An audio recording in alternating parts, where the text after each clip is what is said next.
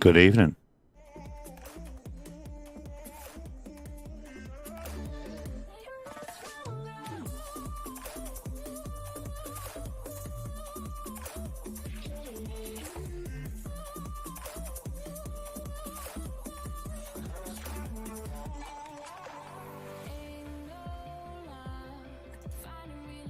Hey, how are we all doing?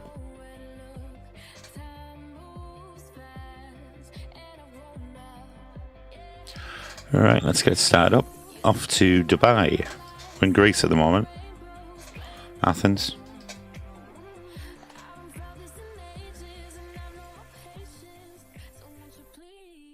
Is the volume all right? Or is it a bit loud? That might be better.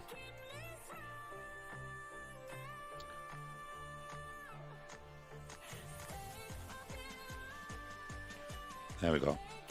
I think that should be okay there.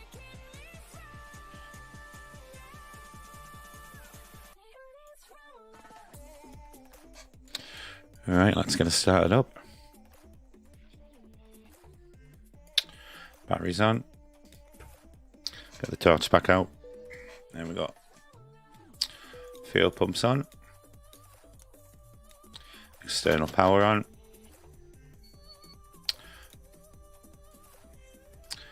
So there it is. Panel lighting. Start the APU.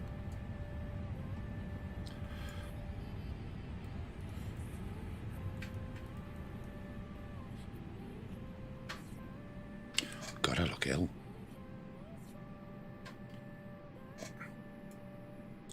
Floodlights on. Torch off. Lock the cabin doors. Flaps one. Start the APU. Did it start it already? Can't remember.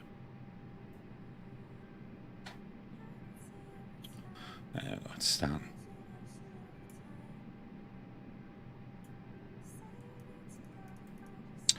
Off to Dubai. Quite a long flight. I think it was about 6 hours.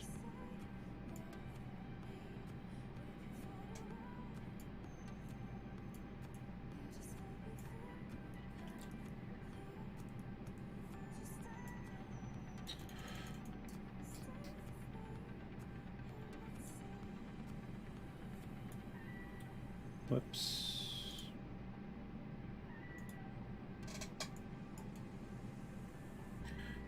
Hey, there we go.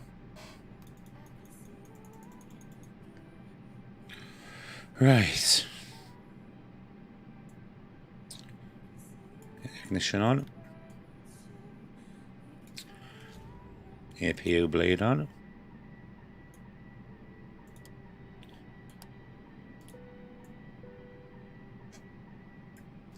Beacon light on.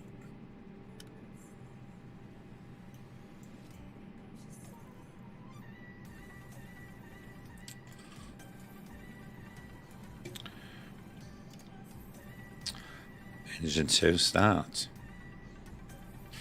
Right, let's have a look here then. I've done the flight planning sim toolkit, so we'll just import it.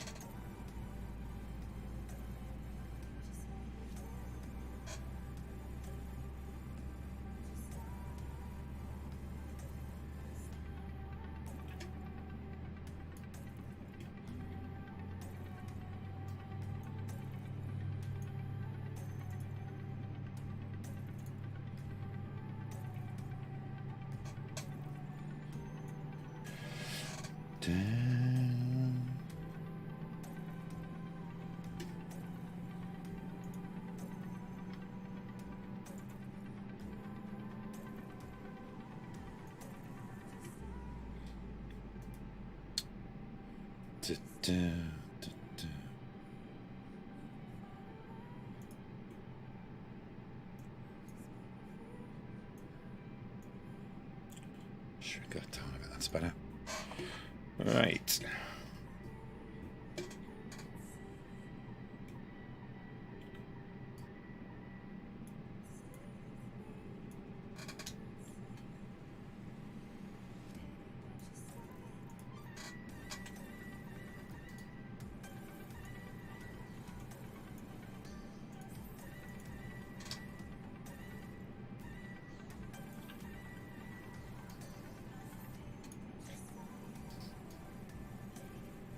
Nice chilled one tonight. Well, that's not loads enough. Nothing ever goes smoothly. Right, cost index is 5.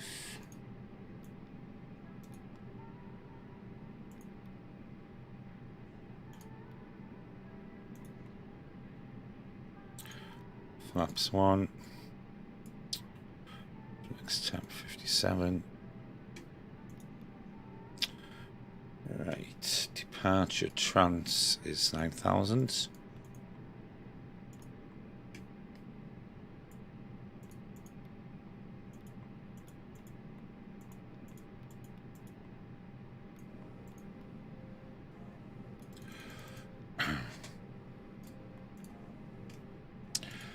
Right, departing from runway 3R. Hopefully we're fairly close. Star key 1E,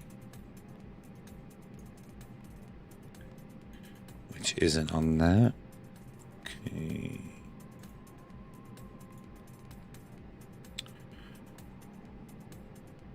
Go for the 2J, see what that looks like.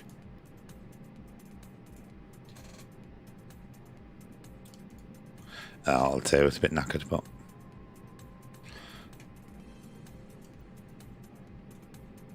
shall do us.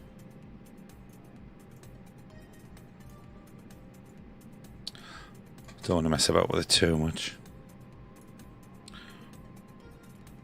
Oh.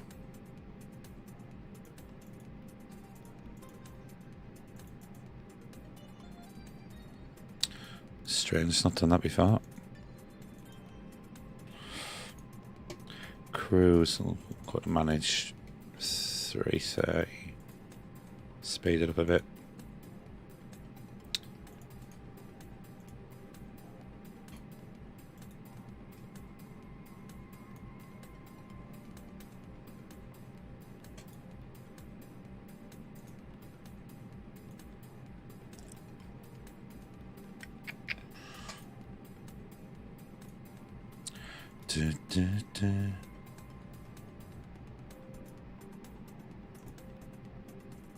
That should do us awfully. Get us in the sky anyway, won't it?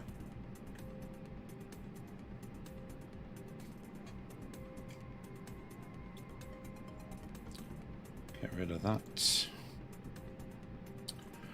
Pref. Flaps 9,000. Yeah, should be okay. Park and brake off. Is he going to give us a push back? Oh, he's already pushed us back, hasn't he? Only got one engine started at the minute, which will do for now. External power's off.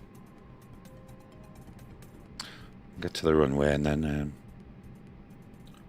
turn the other engine on the way.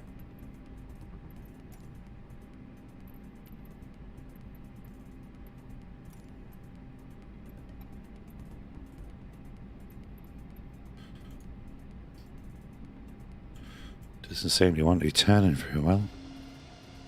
Oh, he's pushing us back again now. Fair enough.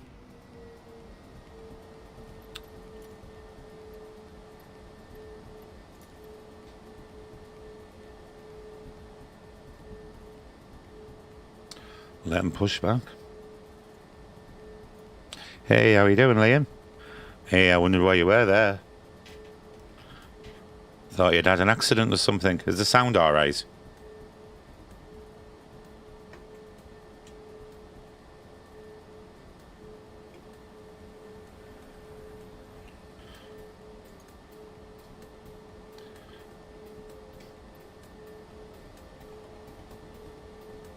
Go to Dubai. Is the sound alright, Liam?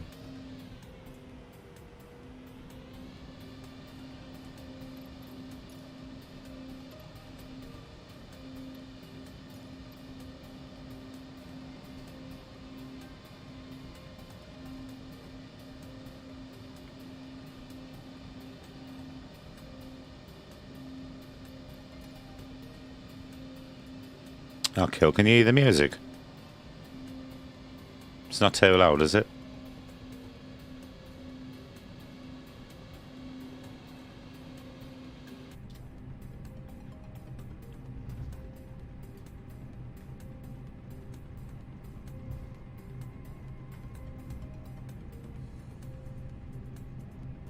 Cool.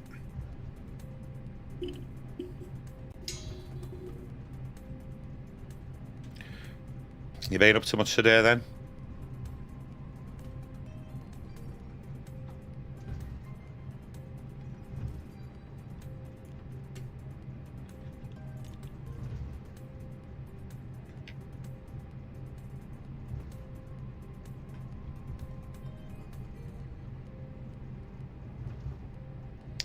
Hey, you're always scrubbing, you, aren't you?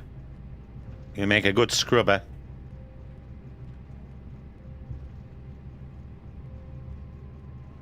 You make somebody a good wife, Liam.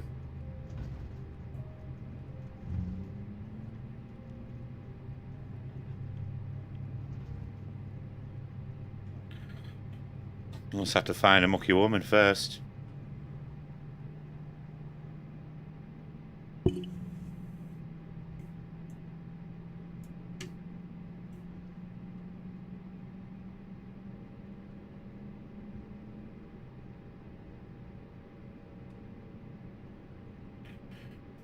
What did you have for tea, Liam?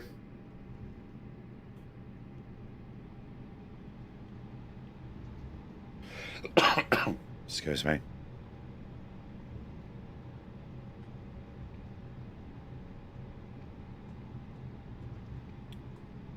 We haven't had any tea yet.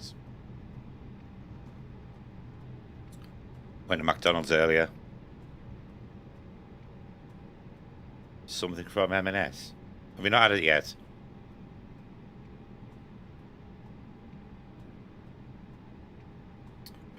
Hey, you was living M&S, yous.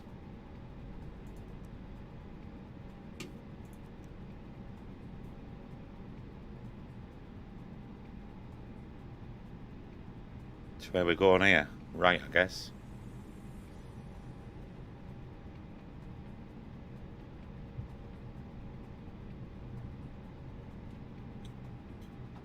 Have you not had your tea yet then, Liam?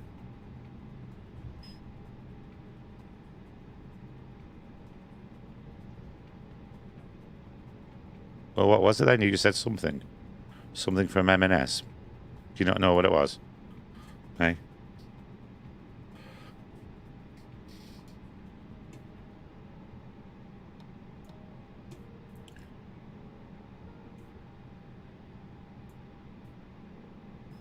Oh, I forgot to load down. That's my.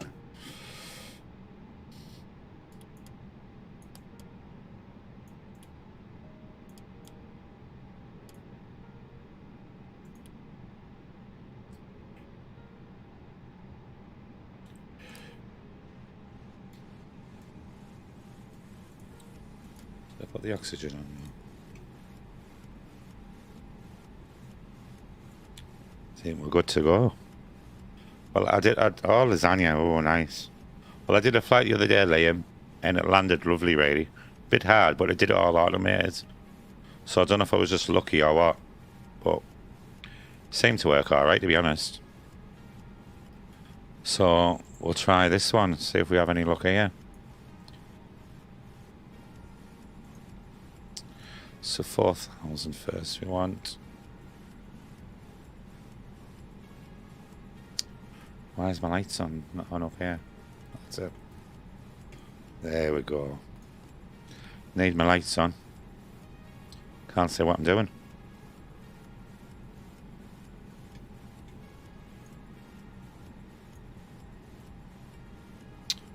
Sainsbury's nectar. Oh, bugger off. I know. It's not stopping these messages. Right. You got your belt on, Liam. Oh, is he on now? Oh, he was on earlier, wasn't he? I watched it all this earlier on. What's he saying now, like?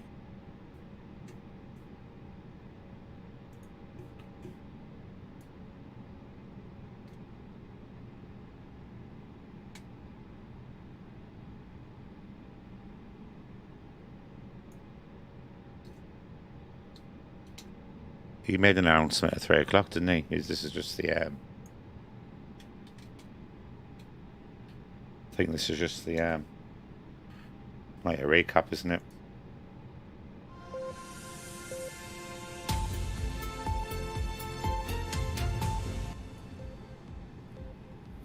Morning, welcome to Breakfast with Charlie State and Breakfast. A headline. Sky News Live. Refuse or haven't got the vaccine. Children make up 20% of the population, and they won't get the vaccine. There are trials underway for children to get the vaccine, but we're not there yet. And maybe the vaccine won't work on up to 10% of the population. Just the immune response to the Coming on in a minute, won't he? The same as it is in everybody else, and that means that you're going to have a substantial Right, let's get taken off then. Even 50% of the population uncovered, and that's why at all stages in this plan there has to be caution. Now, it's quite interesting to look at where we get to by the end of June, what the aspiration is, and that's for all businesses, society to have largely reopened, but there will still at that point be restrictions in place. Our destination, as announced by the Prime Minister today, isn't normality as we might have known it 2 years ago.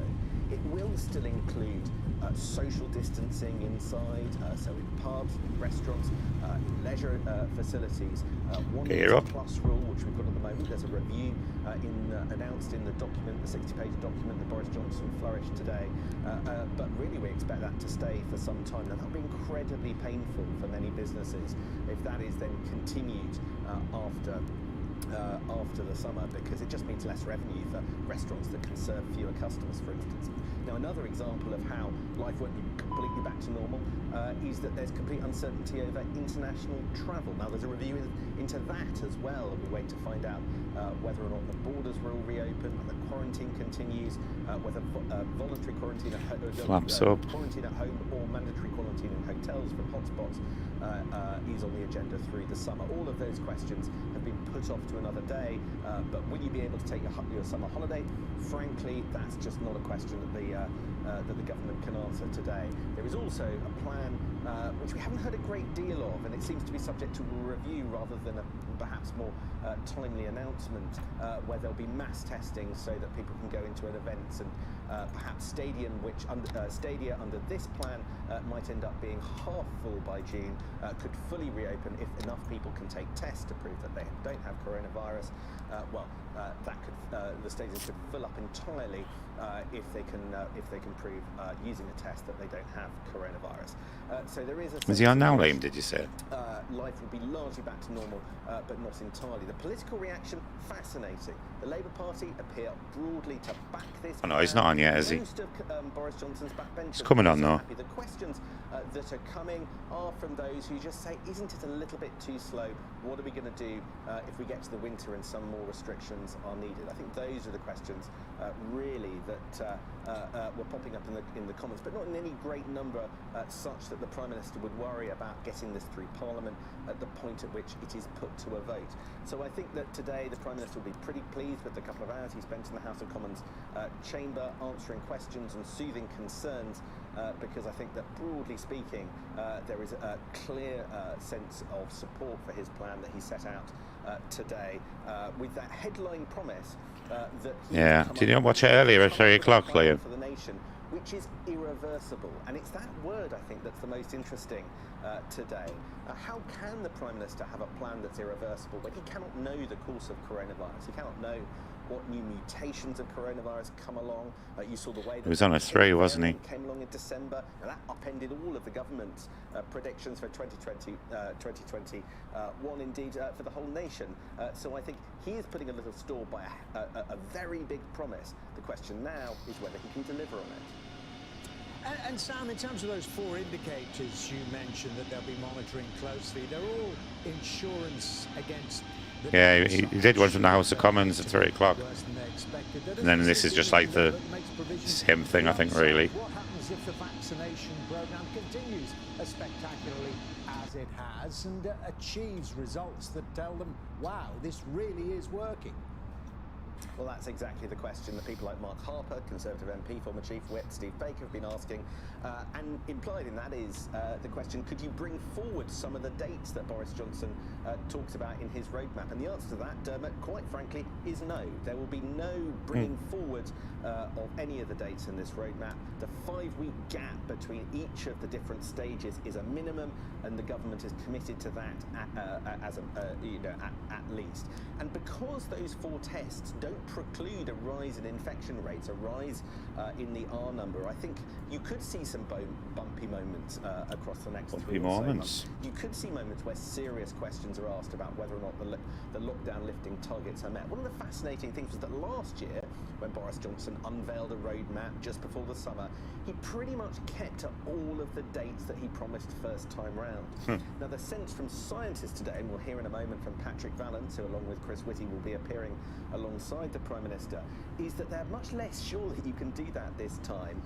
Patrick Vallance making clear that it's very important that you have that 5-week gap, and that was critical to the buy-in, to his buy-in to the plan, because you need to see the impact of each stage of the plan. And if you look at the modelling which has been released today alongside the Prime Minister's statement, there is some evidence that government is expecting, the modellers are expecting, that even under this plan, which Boris Johnson calls cautious, there will be tens of thousands of more infections because there is some limited reopening. Think of the impact of all schools going back at once. Just 2 weeks ago, there were some government scientists suggesting that maybe it would be better to have primary schools going back and just maybe a few limited years, or maybe staggered or alternating secondary school pupils going back. But instead, Downing Street has swooped in and decided that they want a sort of big bang on March the 8th and all schools to go back. Now, that is going to have an impact on the R number, on the infection rates, and on the spread of coronavirus in communities. And we are going to see that. There is some suggestion in the government modelling that you could see the R number going up as high as 1.6, all other things being equal, just once schools are open on their own. Which is why, however much political pressure there are from figures like Mark Harper today, Boris Johnson is absolutely determined not to give in to that, and to stick to those deadlines, those 5-week fire breaks, if you like, between the different stages of the lockdown lifting plan. Well, we're expecting the Prime Minister. Oh. Okay. People are going to call those vaccine passports. Yes, and the government's quite clear that you shouldn't, when there's a vaccine passport, not a vaccine passport, when it's a vaccine status certificate. Now, the government has been through something of a journey on all of this. It was extremely I'm getting hungry, like, idea that you could have some form of document proving that either you've had a vaccine or indeed, in its latest iteration, some kind of COVID test that proves that you don't have coronavirus, and that could grant you entry to venues. Why are they nervous about it? Well, because not everyone can get the vaccine at once. This will leave some people disadvantaged. The older generations are getting the vaccine first, so there could be situations where younger people who haven't had access to the vaccine aren't able to do things that they want because they haven't been able to get the jab, and that, the government worried, would be discrimination. There are also some communities that are less likely to have vaccine. We can still pass it on when you've had a vaccine, and that's so. People who won't get the vaccine because it will, I can't see what difference it's going to make. Because of the immune response that they might suffer, and so they thought that there were too many problems in this concept. But the government's come up against. I don't know. I did mince and dumplings yesterday, Liam, so I know we've still got some left. So I think we're just going to have that later on. Other countries with low prevalence rates basically will demand to know that you've been vaccinated before letting you in for your holiday. And then the second reason, mince and dumplings, a bit of mash. Cannot stop private sector. If there's enough left, I'm sure there's enough left. Cannot stop workplaces and restaurants and pubs and bars and nightclubs from demanding it. And they've been quite upfront about this. If they want to decide that you can only come in if you've got the right documentation, then can the government stop that happening? No, they can't.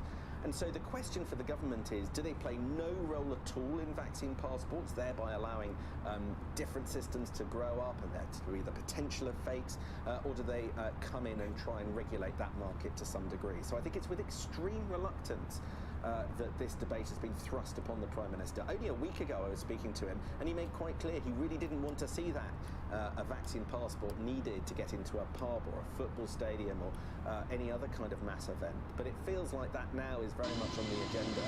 But they're quite clear that maybe that this is a device that could see, for instance, a negative coronavirus test as part of this moonshot mass testing program that we're yet to hear complete details about, rather than just a vaccine certificate showing that you had 1 or 2 jabs as an entry route. But I think the details are very unclear, hence the decision to have a review rather than necessarily to announce the policy today, as much as it felt settled a couple of weeks ago with ministers telling us over and over again that it simply wouldn't happen. And Sam, on the issue of testing, specifically in schools, okay, no, sorry Sam, there is the Prime Minister. Oh, he's here, he's on. Good evening, and thank you very much for joining us. Our extraordinary NHS has now succeeded in vaccinating more than 17.7 million people across the UK, and nearly a year after this pandemic began, this unparalleled national effort has decisively shifted the odds in our favour, so that we no longer have to rely simply on lockdowns and restricting our behaviour and putting our lives on hold. But with every day that goes by, this programme of vaccination is creating a shield around the entire population, which means that we're now travelling on a one-way road to freedom, and we can begin safely to restart our lives and do it with confidence. And I want to be frank about exactly what that means and the trade-offs involved. The vaccines reduce the danger of COVID, they save lives, and they keep people out of hospital. But no vaccine against any disease has ever been 100% effective. So whenever we ease the lockdown, whether it's today or in 6 or 9 months, we've got to be realistic and accept that there will be more infections, more hospitalizations, and therefore, sadly, more deaths, just as there are every year with flu. Even if we sustain the lockdown indefinitely, which would itself cost lives and do immeasurable harm to our children, we would not be able to eradicate this disease. And that's why it's right gradually to replace the protection afforded by the lockdown with the protection of the vaccines. And our approach is to move with the utmost care and advancing in 4 steps, each with a minimum of 5 weeks apart, so we can properly judge the impact of each relaxation before we move on. And you can see the details of all of this on gov.uk. We will be led at every stage by data, not dates, and we will apply 4 tests: the pace of the vaccination programme, the effectiveness of the vaccines, the pressure on the NHS, and the risks of any new variants of COVID. And therefore, as we look at the data today, I can confirm that 2 weeks from today, Monday the 8th of March, we will begin step 1. And schools and colleges across England will reopen and teaching in classrooms can start again. All the evidence shows that schools are safe and the risk posed to children by COVID is vanishingly small. But to offer even greater reassurance, we're introducing twice-weekly testing of secondary school and college pupils and asking them to wear face coverings for the rest of this term. Students on practical courses can return to university, but all others will need to continue learning online and will review the situation before the end of the Easter holidays.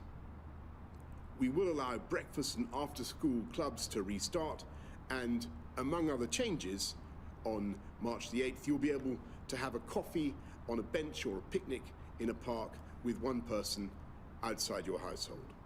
And because we know how stressful this time has been and how people yearn to see friends and family, if only fleetingly, we will now go further. And on the 29th of March, you can meet more of your friends and family outside, including in gardens, either as 2 households or subject to the rule of 6. And then we'll go on to step 2, which is no earlier than the 12th of April. And this is a big moment because shops will return and reopen, hairdressers, nail salons will reopen, pubs and restaurants will all be able to serve customers outside, precisely because we know that outside the risk of transmission is lower. And then 5 weeks after that, no earlier than May the 17th, we'll go to step 3 and open all our hospitality sector to service indoors, pubs, bars, restaurants, along with hotels and cinemas. And subject to capacity limits, we will also open sports stadia, concert halls and theatres. And finally, provided we continue to pass the 4 tests, then from the 21st of June, we will go to step 4 and say goodbye to most remaining restrictions, resuming large-scale events like business conferences and football matches, lifting the limits on weddings and reopening nightclubs. All of these steps will apply in England, and the government will continue to do whatever it takes to protect jobs and livelihoods across our whole United Kingdom for the duration of the pandemic.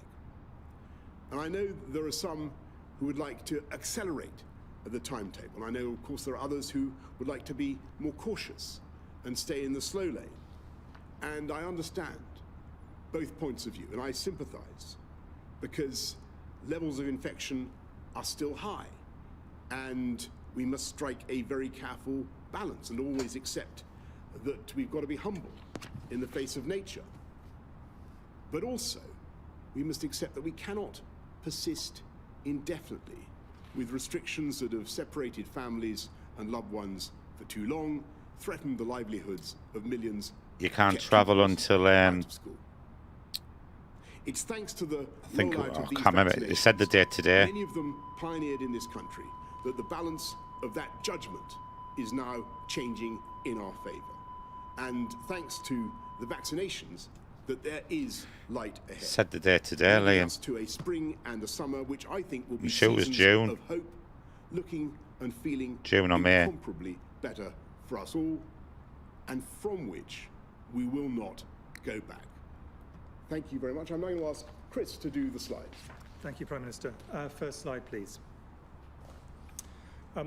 This slide, which is familiar, I think, to anyone who's watched these press conferences, shows the number of people testing positive for COVID-19 in the UK. And as you can see, there are essentially 2 things to take away from this. The first of which is that the number testing positive has fallen and is continuing to fall. But the second is that the rates are still very high at over 11,000 cases on a 7-day average rolling basis. Next slide, please. Similarly, when we look at the number of people in hospital with COVID in the UK, again you can see there is a significant fall that is continuing, but the rates are still high. And I can't remember what he said now. The height of the first peak we had. Sure, it was April. It might have been April. So definitely things are heading in the right way, but remain at was it a later? high level. Next slide, please. And then if we look at the number of people who have sadly died with following a positive test result for COVID-19, these are also... Can't remember what he said now. He said the date earlier at 3 o'clock. Average is 480 He said what day you could travel. So still high, but falling steadily Might not have been at this till point in time. End of May, I think. Next slide, please. Now, all of the things we've seen so far largely are done, or probably almost entirely are done, due to the activities of the general public in the UK and all 4 nations of the UK staying at home and following the lockdown guidelines.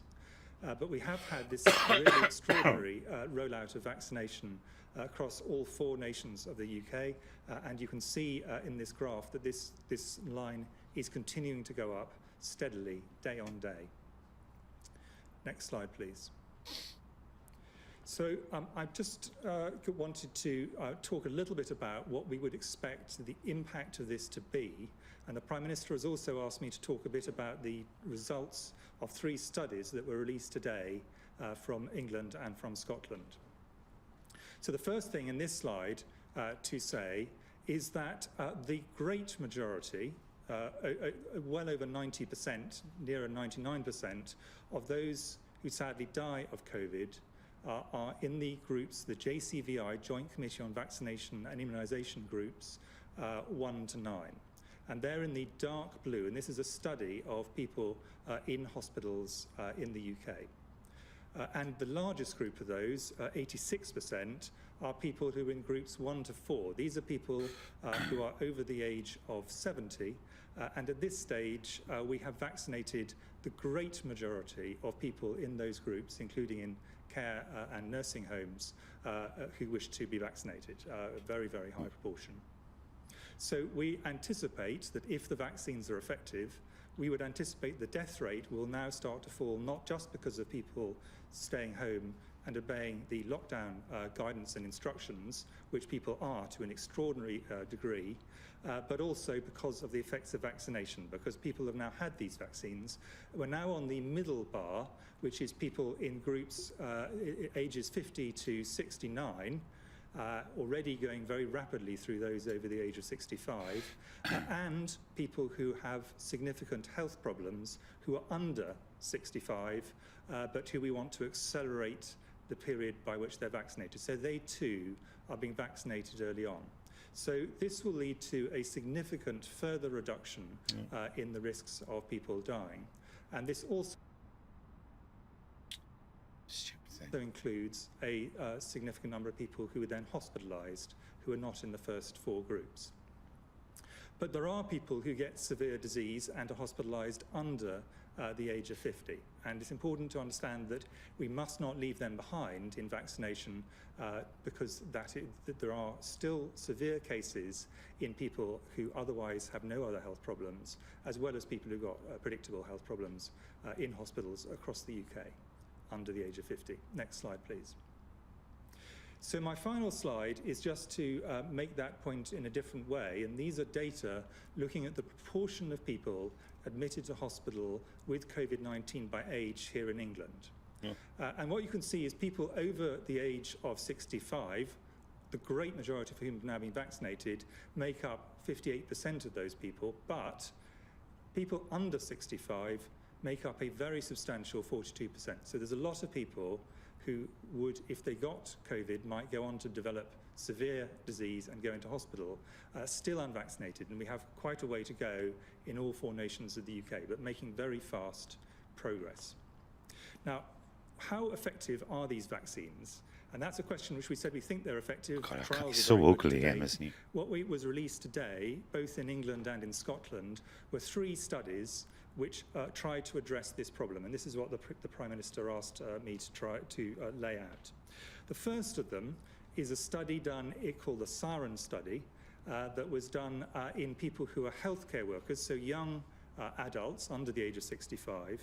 And what that showed is that at 21 days, there was a 72% reduction of the effectiveness of the vaccine, but the vaccine led to a 72% reduction in the number of people who developed an infection, even a mild infection, at 21 days after just 1 dose of the vaccine, and this increased further to 86% if they had a second dose. So that's extremely good protection just from mild infection. Do you think we're going to need an injection every 3 months or something? Disease. And then the second study, which is an important additional piece of information from Public Health England, showed that you got significant protection. Oh, it's telling you on the side. In older people, including people over the age of 80. So that's smart. So gather outdoors, over either 6 people or 2 households protection allowed. Just from getting mild disease at 35 days. But if people got an infection, there was a further reduction of 12th of April, non-essential retail open. Severe disease and outdoor hospitality venues. So if you put them together, gyms also you open. Won't get into hospital if you don't get disease at all, and then you have a further 50% reduction. So we are confident from these data that the effectiveness of this vaccine in older people in reducing hospitalizations is greater than 75%. The exact number will change as the data comes in, but we are confident that this is going to be the case. 17th of May, indoor mixing allowed. A third study that was released from Scotland, and that looked at both the Pfizer vaccine which is the data I've shown from the UK so far, and the Oxford AstraZeneca vaccine. And the headline numbers they report, and to be clear, I think these will change a bit over time, but the headlines that they report is that the probability of the vaccines reducing your chance of going into hospital, so that's made up of reducing the risk of infection and then reducing the risk of severe disease, both of them together, was 85% for the Pfizer vaccine and over 90% for the Oxford AstraZeneca vaccine. And that vaccine effectiveness remained in those who were 80 years old. So this tells us three things. The first one is these vaccines, both the vaccines being used in the UK, provide a very substantial level of protection from the first dose. And in fact, the great majority of the protection is from the first dose. So very important people get their vaccination. Secondly, the data suggests that protection continues over a prolonged period beyond 21 days. So this is, I think, supportive of, it doesn't prove it's exactly the right thing to do, but supportive of our delaying the second dose. But importantly, the third thing it shows is that we must make sure that those who've had a first vaccine go on to get their second vaccine.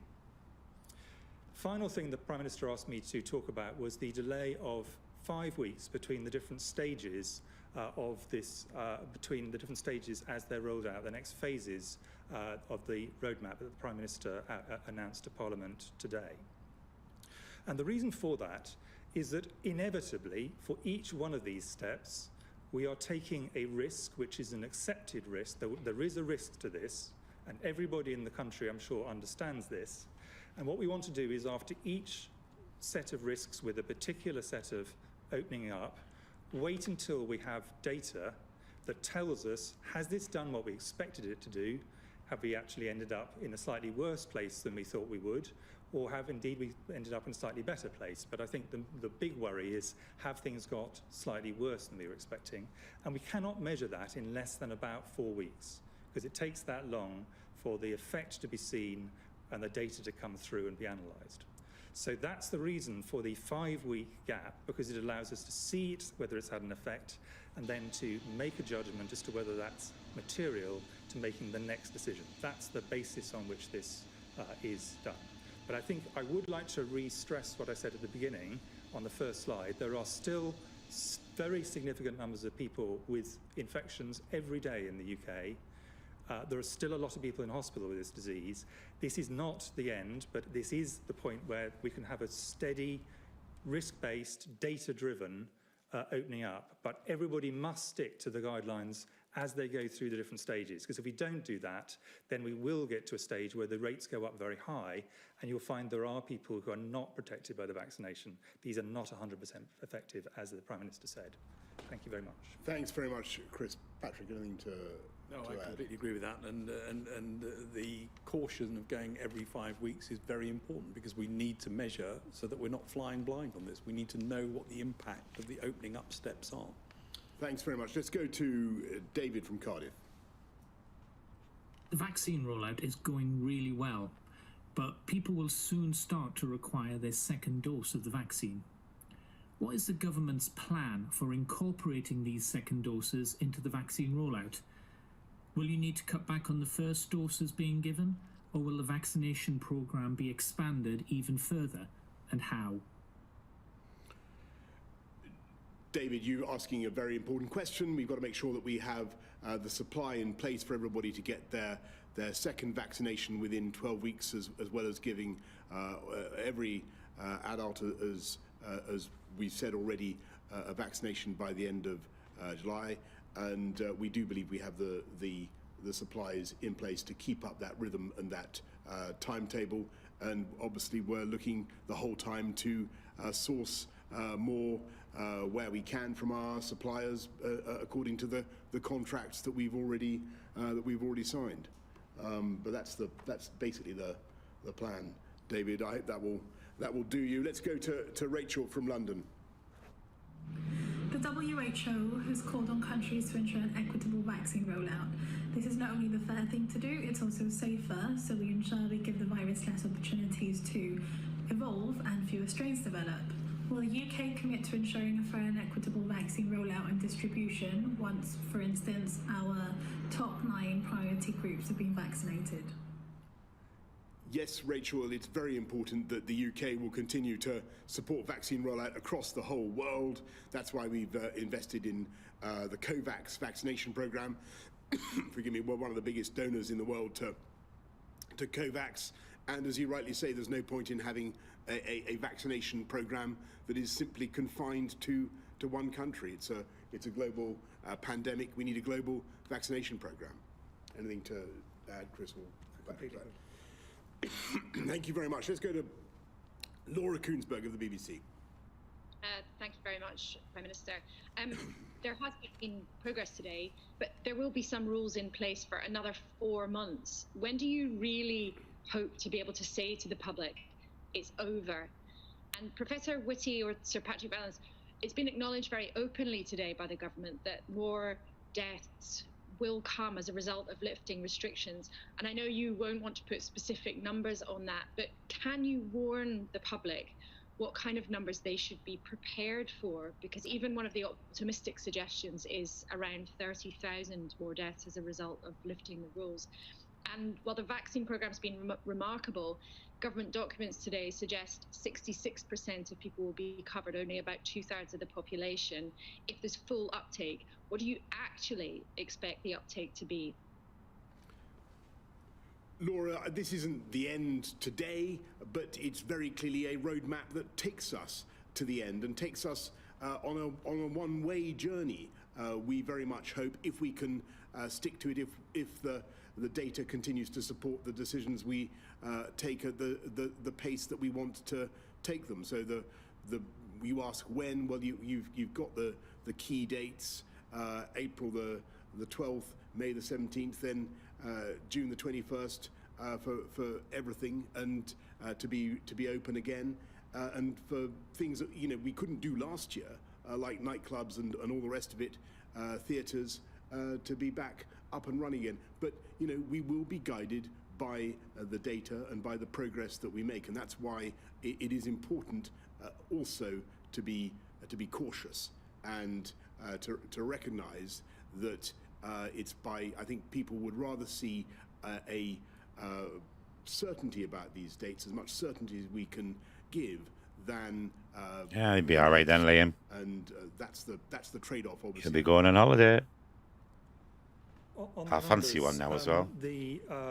And I've been very careful never to put forward numbers if I can possibly avoid into the public domain, because I just don't think it's helpful or in fact meaningful. But I think just thinking about it in relative terms, every year in the UK, as in every other country, you get substantial numbers of people dying from respiratory infections. Flu is the one everyone thinks about. An average year might be about 9,000 people a year. Bad years are significantly more than that. But you also have pneumonias, you have adenoviruses. There are a lot of other respiratory infections. And this, I'm afraid, for the foreseeable future, coronavirus is going to be added to that list of things that those who are vulnerable, even despite vaccination, can be at risk of. We vaccinate against flu, we vaccinate against pneumococcal pneumonia, and still there are cases and there are deaths. And I think people need to see it in that way, not to see it separate from others, but to see it as this is something where the vaccination will take the rates right down, but they will not get rid of this, and this is something we have to see for the long term, and in my view is likely to be a problem in particular in the winter for the next few winters. Then let's see how we go. On the 66% thing, and this is made up in part because children are currently not being vaccinated, there's a live question about whether in the long run vaccination of children would be something to offer, but there's a long way to go before that. We haven't got trials in children, we haven't got license in children, we haven't got the modelling to suggest that's the right thing to do in children at this point. I think this is probably several steps away. At this point, the real priority is getting through all the adult groups. And I think what's been really cheering is we thought we were being quite ambitious in the uptake we would get on the vaccines, actually the uptake from almost every part of society so far has been incredibly high. And this is very good because it protects them, it protects the people immediately around them, and in the long had yours yet, run, Liam, it your protects vaccine? society. So the extraordinary levels of uptake we're seeing, over 90%, in some cases well over 90%, I hope that is replicated as people I've had are mine. for vaccination. Well, the first one Please do anyway. go. It protects you and it protects everyone around you. And then in terms of minimising the number of deaths, it's about going slowly, and it's about us all sticking with the rules. So when there's a chance to sort of do a bit more, that isn't an invitation to do a lot more, it's an invitation to do a bit more, and that's really how we've got to behave as we go through this rollout, to make sure that we do it at the right stages, measure as we go along, and make sure that we pick up. If there is an increase, we pick it up early enough to be able to do something about it. Thanks, Laura. Robert Petson, ITV. Good afternoon, or good evening, gentlemen. Professor Whitty, we've heard from you so often that the rate of infection can't get above 1, the famous R, but there's no reference to R in the 4 tests that you've set for opening up society and the economy. So what rate of infection in the coming weeks and months is one that should cause us concern? And for the Prime Minister, you seem to have had a Damascene conversion to the idea that vaccine and testing certificates or passports are maybe the way to let us go safely back. Just going to warm my dinner up then. My tea up, Liam. Won't be long. Are you now persuaded that's the way to reopen the economy safely? And I'd actually be interested to know whether Professor Whitty and Sir Patrick Vallance think that those sorts of certificates would be a good idea.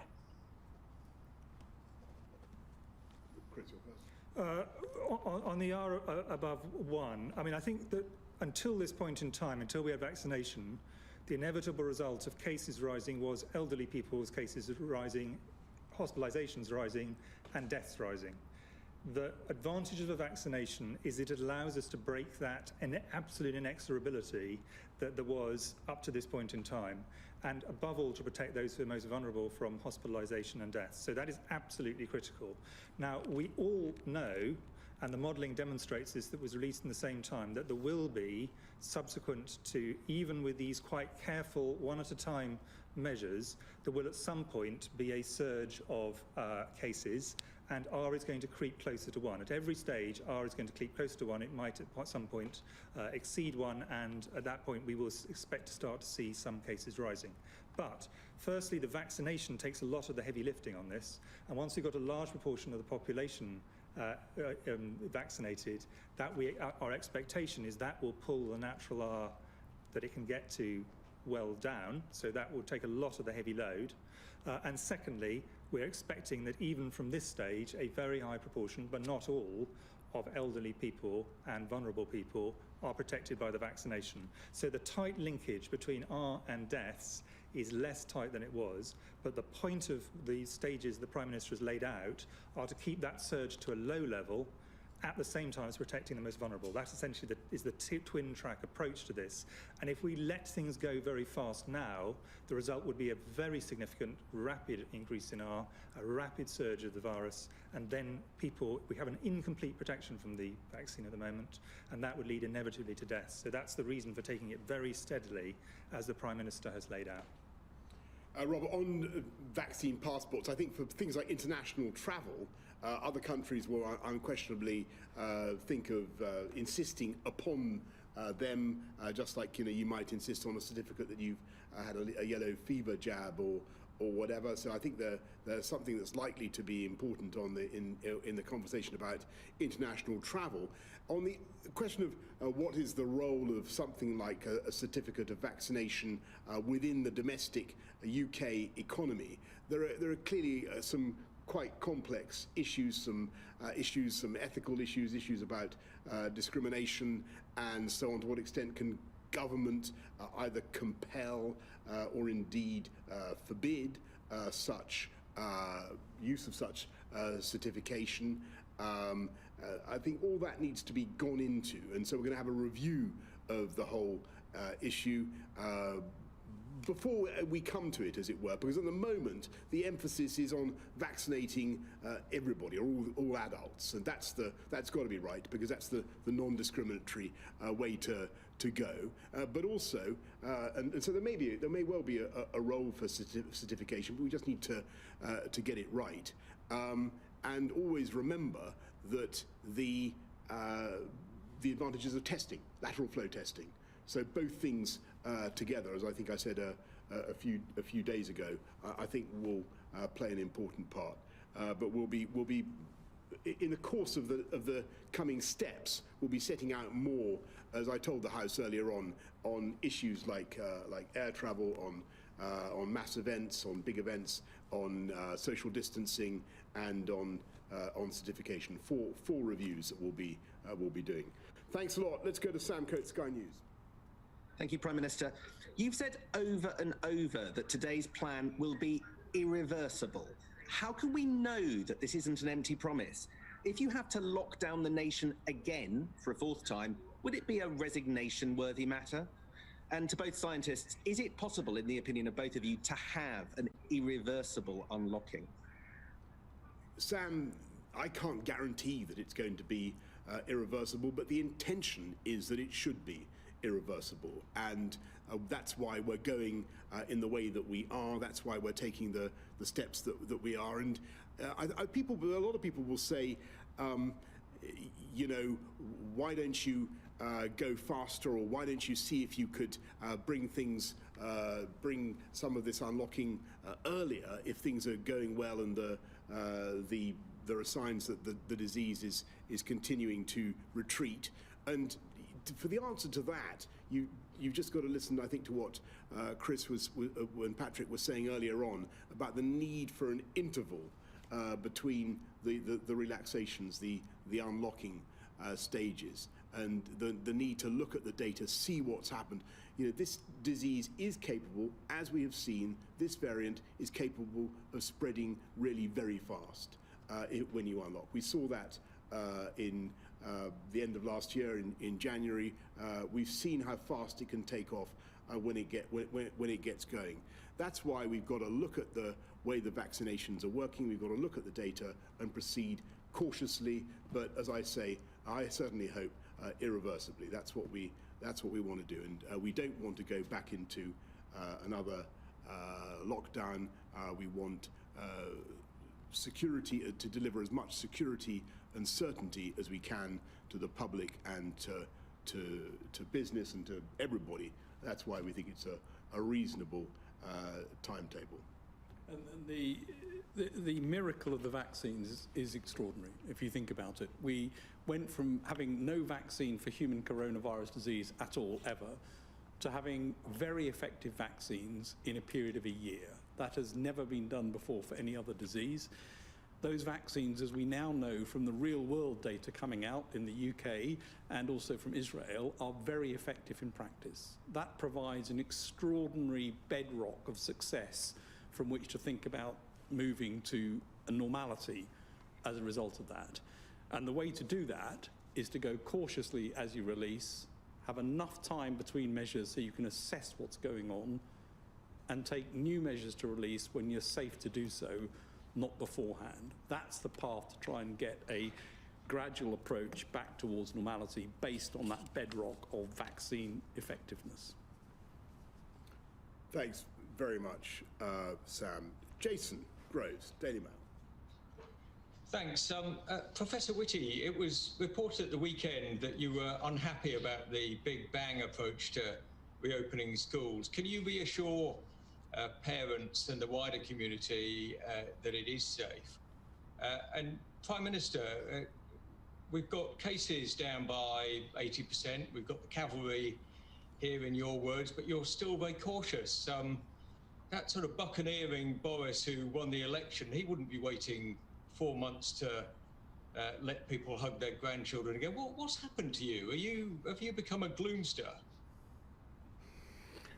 Why don't you go first, Chris, on that one?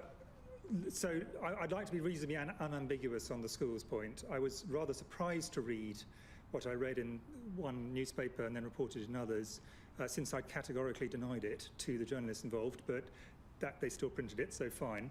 So now let me now say very clearly why that is the case.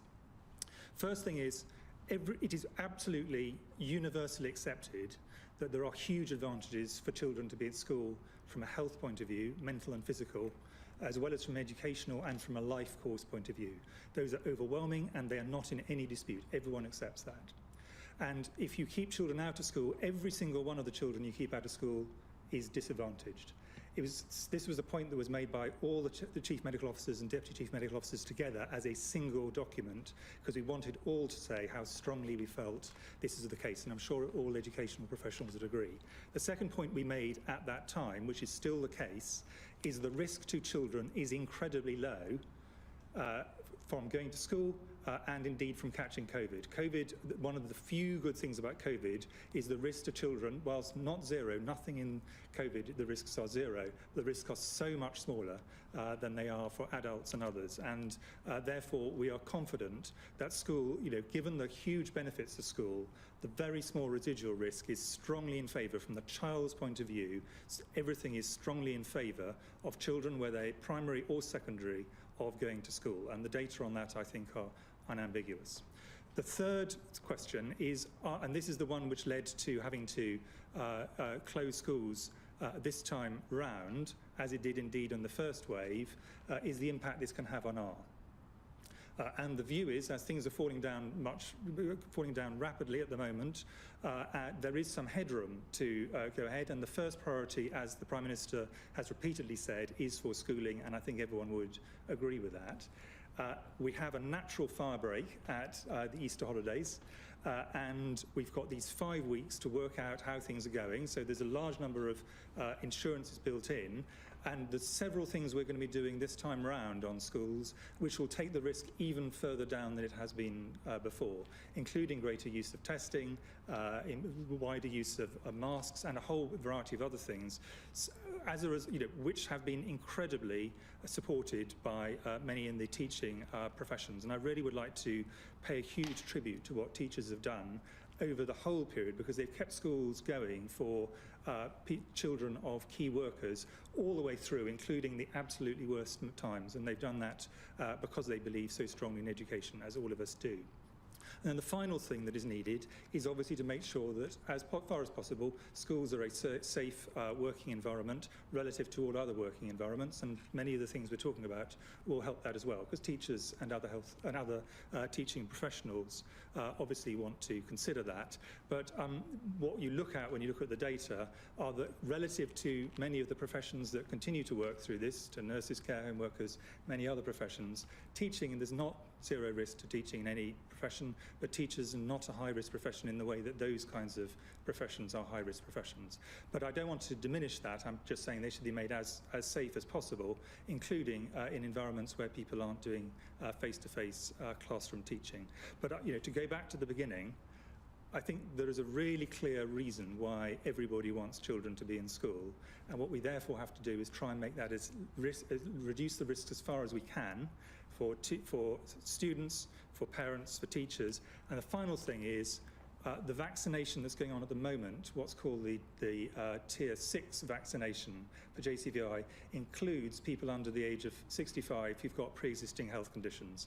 And for teachers and parents who are in those groups, the vaccination is accelerated because they're part of the early wave of vaccination. So I just want to it's a long answer, but that's because I think a lot of parents, a lot of families are wanting to think about this. Indeed, a lot of teachers, obviously, are wanting to think about this. And I wanted to give a really clear answer to that as best I can. Patrick may want to add to that. Well, it's a very complete answer, and I completely agree with it. I think it's crucial that we get children back to school. The environment, as Chris has said, has been made progressively more safe for children to do that. And we're in a situation now where if we can get the children back, we can measure after 5 weeks the effect. We've got 3 weeks before a 2-week holiday. This is the right thing to do, and it's right to get that as the top priority.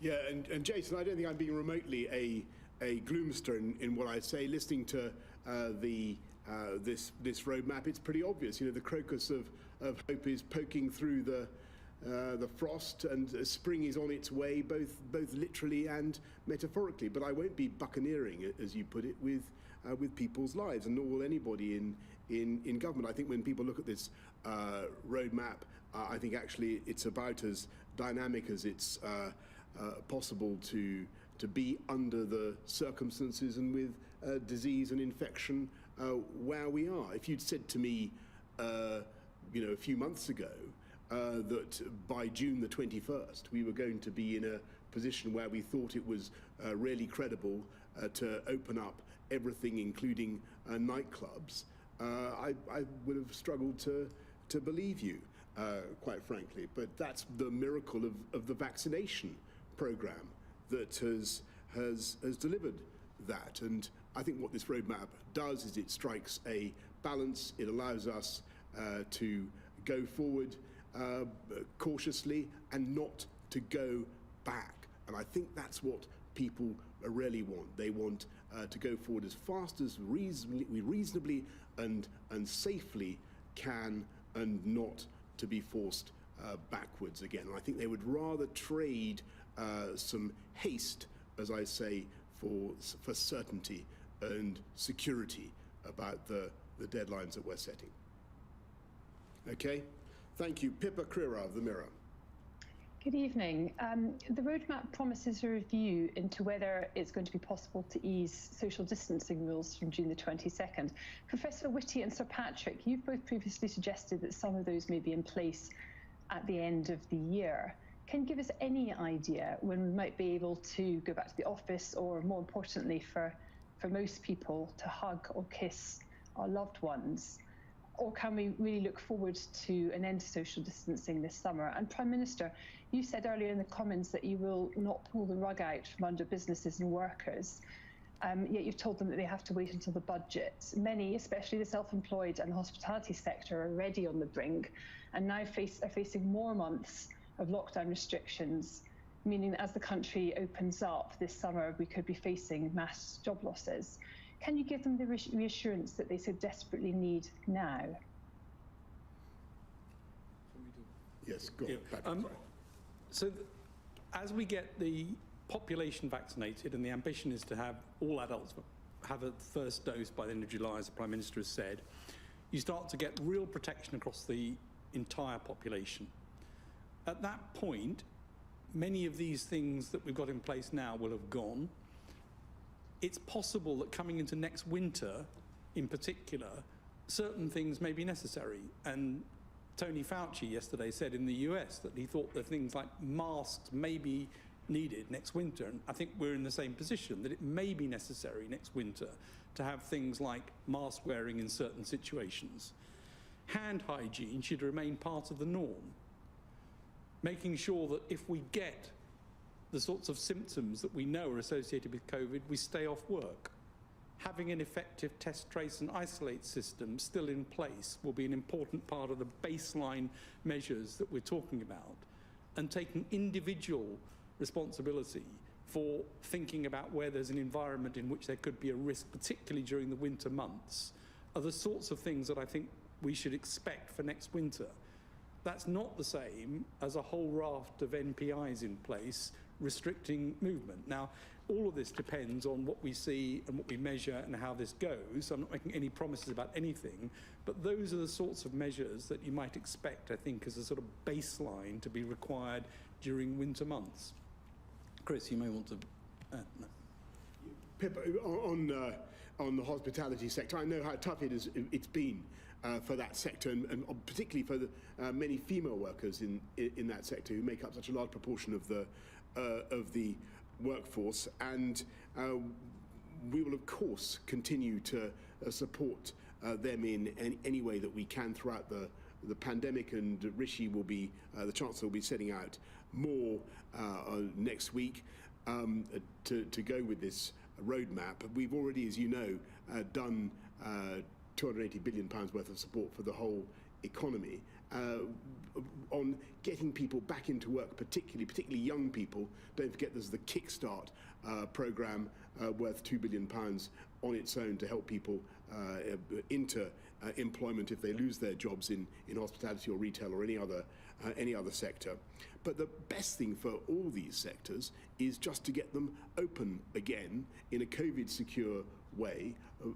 on the dates that we've set out, we really hope, and not to go backwards. That's what we're trying to do. And I think that sense of a date, an ambition, a goal, will be, I hope, will be reassuring to a great many businesses as they take the difficult decisions that they must. Thanks very much. Let's go to Joe Murphy of the Evening Standard. Joe. Thank you very much, Prime Minister, and good evening.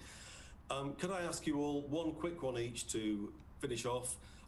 Sir Patrick, what's the science underlying the new requirement for secondary school pupils to wear masks for a few weeks? What's the data that you want to see that'll mean they can take them off again? Professor Whitty, you spoke about the fantastic uptake of the vaccine, but is it or is it not the case that we are seeing evidence that in some NHS and care home settings, people are declining the vaccine in surprising numbers? Could you ever see it being a condition of employment to have a vaccination in a care setting or an NHS setting?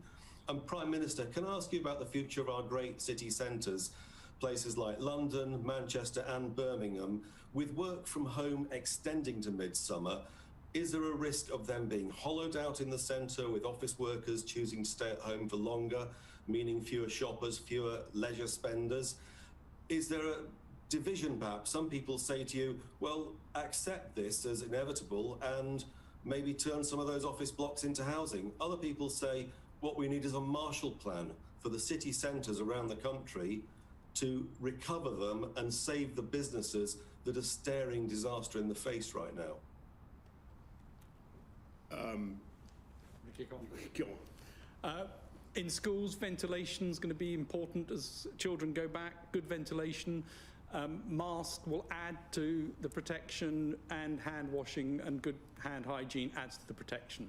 So mask wearing during this period when schools are back, secondary schools are talking about here in terms of the mask wearing, and then we'll measure effects of schools going back at the 5-week time period, probably at 4 weeks we'll have the effects, and we'll be able to see whether things have come back under control in terms of schools being back and no expansion of the epidemic in a way that would mean that we can't go ahead with the next set of steps. And at that point, I think we can see what the consequences of the various actions are and whether mask wearing continues and for how long it needs to continue as it is in the adult population. And it's really only for those children who are able to do so in secondary school. On NHS and care home workers, I mean, I think what people want to understand is the disease a serious disease? I think everyone who works in care homes or nursing or in the NHS fully understands that. Secondly, does the vaccine work? And I think today we've seen yet further really clear evidence. This vaccine protects against mild disease, it protects against asymptomatic disease, which means it's going to protect people around you, and it protects against severe disease. So it really works. And the data on safety is reassuring and continues to mount. People want to know about that. And I think those bits of information are getting stronger and stronger the whole time. Actually, in most health and social care settings that I've seen, and the data would back this up, people are really keen to get the vaccine. There are obviously some people who've got some caution, and we need to have that discussion with them. But I think my view is clearly for medical staff, where I am subject to the same code. It is a professional responsibility for doctors to do things which help protect their patients. And I expect that to be a professional responsibility for all other health and social care staff as well. Now, questions around contracting are not really for me. The only comment I'd make on that is there has been, it has been a norm. For example, there's an expectation if you're a surgeon, you've got a hepatitis B vaccine. So it's not that this was completely new territory, but I think that's not really a question for me. That's a political question. The professional expectation, very strongly, my view is professional medical and social care staff should be taking it. Yeah, and Joe, since Chris has said it's a political question, I suppose I want to dodge that implication and just say that I think that in the case of care homes, I know that some of the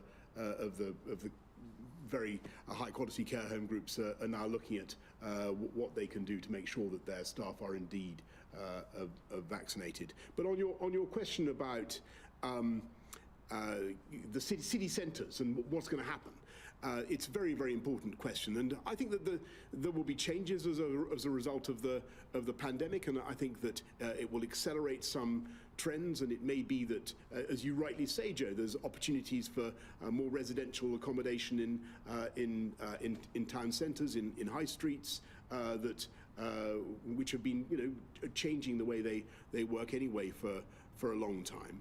But I don't believe that this is going to mean a fundamental change to the way our life in our big cities really works. And I used to chair TfL for a long time, Transport for London, and I remember the better remote communication gets, and the more people can see each other and talk on mobile devices and the rest of it, as a paradox, the more actually they want to see each other face to face for whatever reason, and that, I'm sure, will come back.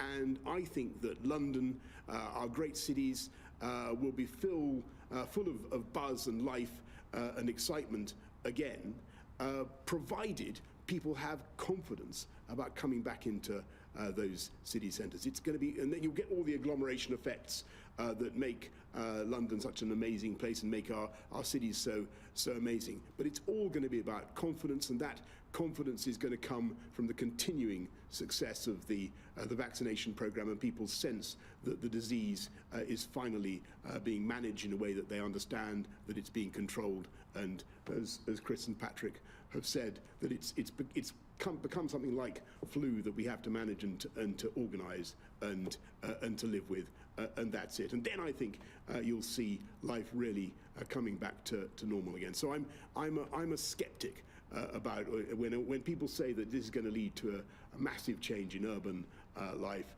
I'm doubtful. I think that our great cities will bounce back along with the rest of the economy once we've got this roadmap delivered. Anyway, that's all we've got time for tonight, everybody. Thank you very much. Thank you. Well, there we are, the Prime Minister, and also Chris Whitty, Patrick Vallance, the Chief Medical Officer and the Chief Scientific Advisor there, talking us through the roadmap out of lockdown as it hits 8 o'clock. And of course, the main news is there. The 8th of March is the focus in England for the reopening of all schools, the return to all students and pupils to schools on the 8th of March.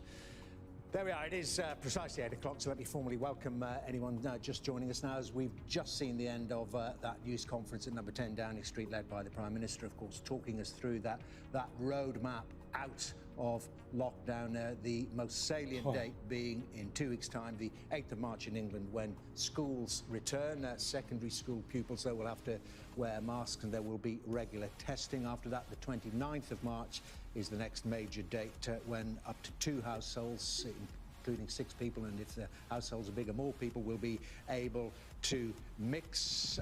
The 12th of April, then, when hospitality outdoors will be able to open, hairdressers, salons and non-essential retail, and the list goes on. We're going to talk you through all that during the course of the rest of the hour, and the Prime Minister reiterating time and again that he hopes that this means that the country will not have to go back into lockdown. Some criticising him for proceeding too cautiously, particularly given the success of the vaccination programme, but the Prime Minister saying that he hopes it will be irreversible, and his medical and scientific advisors saying that is why there are gaps between those. EastEnders on now, Liam. Each and every move then has to be analysed. So I'm going to watch EastEnders. I'll be back after that. Not the dates, and all these dates are, these things will happen no sooner than, that is the earliest that they can happen. And classic Johnsonism there towards the end of his address. They're saying that the crocus of hope is poking through the frost and spring is on its way. Well, let's discuss what we've heard with our Deputy Political Editor, Sam Coates, our science correspondent. Thomas Moore. And Sam, first of all, that issue of irreversibility, it's the very question you put to the Prime.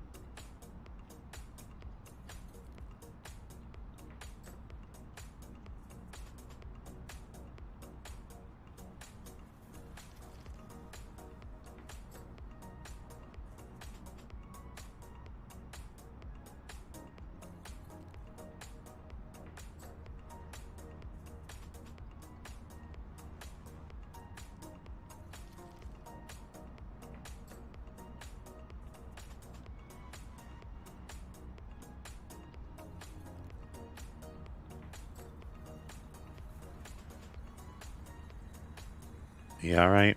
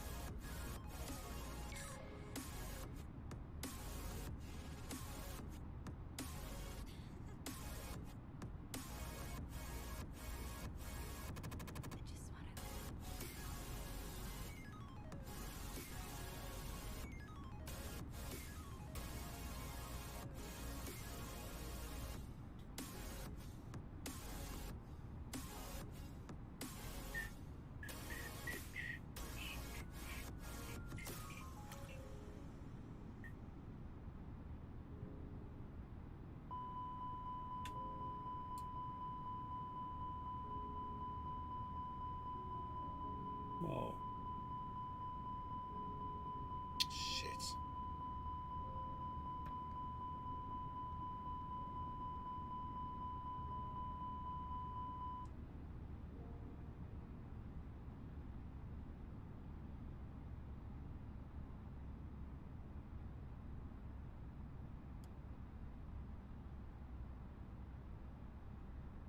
Whoops.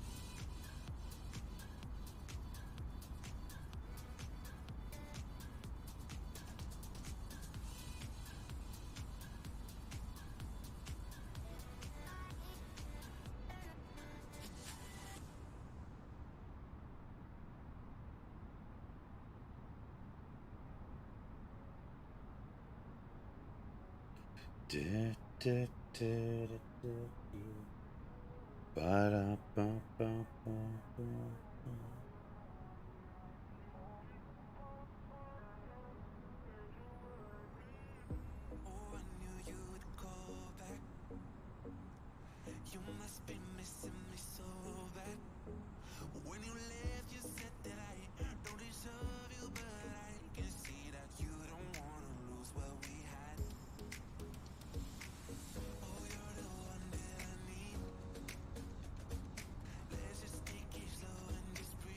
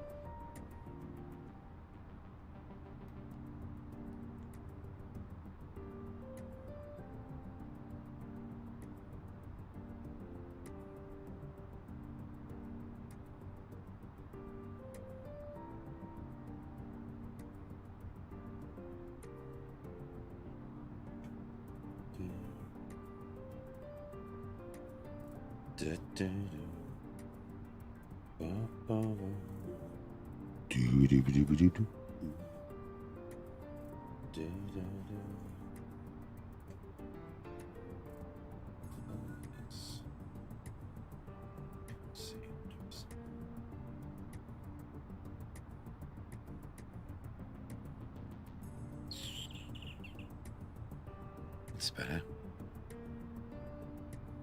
Don't look grey now.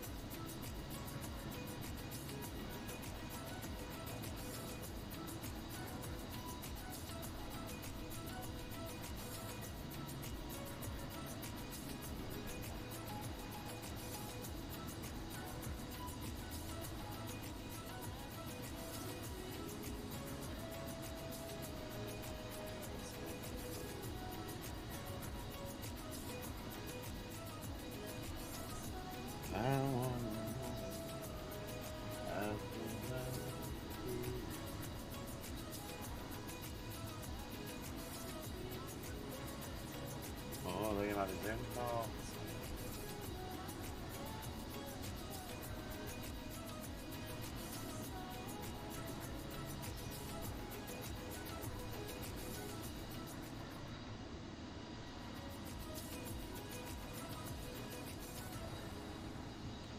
Do-do-do-do-do. Do-do-do.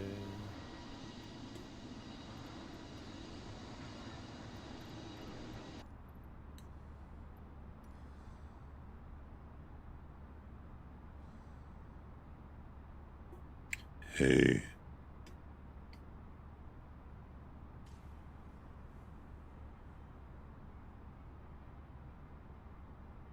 Where are we at? Oh. Oh, and I've made good time there now. Distance 1500. That's not right.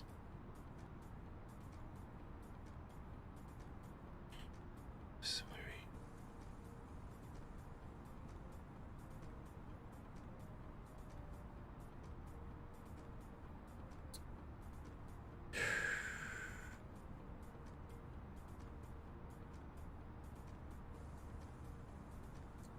That's not right.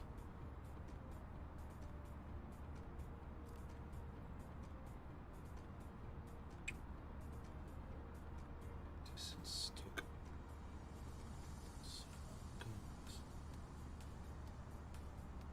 Let's start coming down then because I can't see how far we are.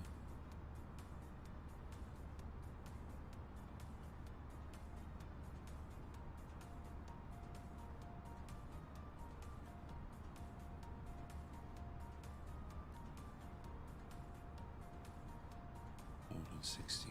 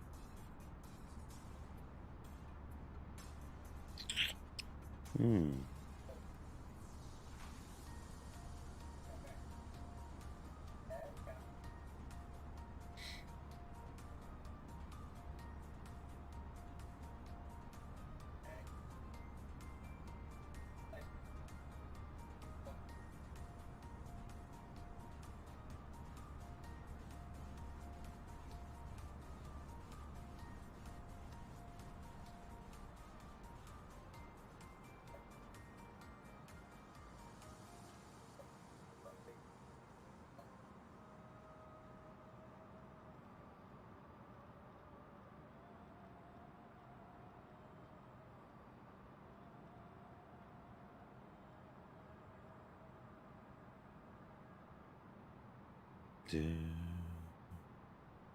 do, do.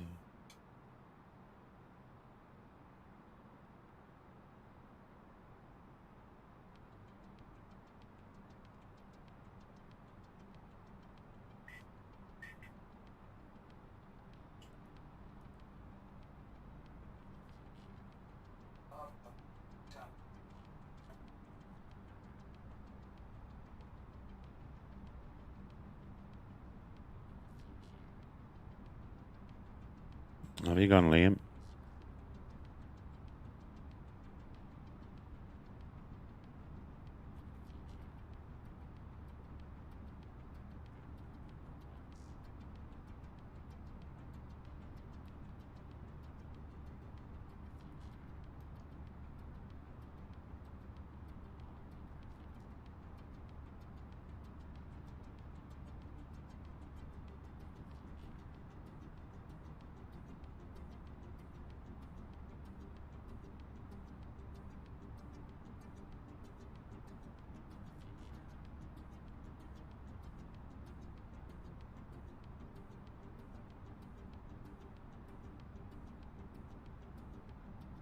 What's happened to this?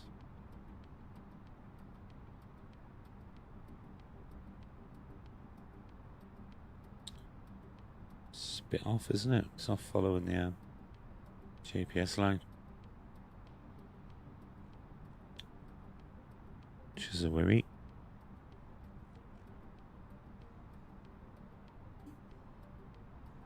Such a long flight as well. Shame it's going to knock up. I noticed it wasn't following it before, but it's not even, the distance isn't even dropping down now.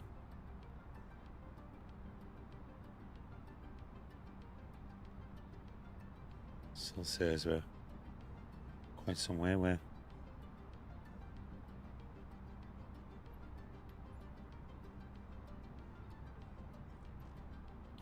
We are moving, aren't we? Yeah.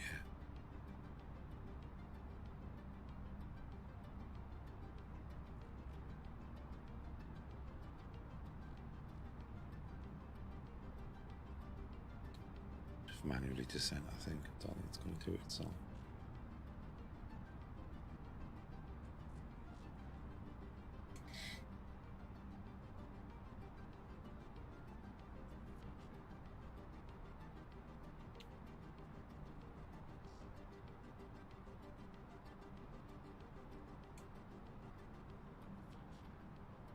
Your cruise altitude 38.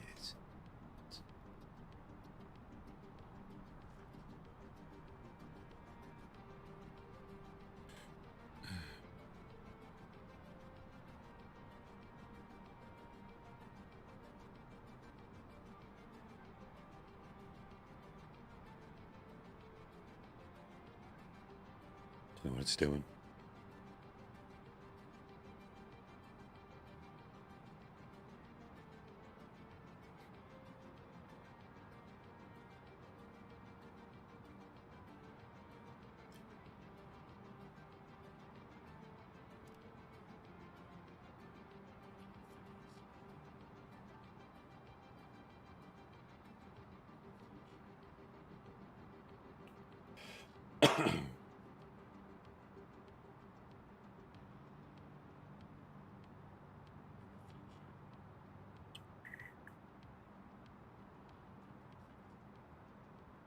Yeah, got a while yet. I think we'll wait a bit.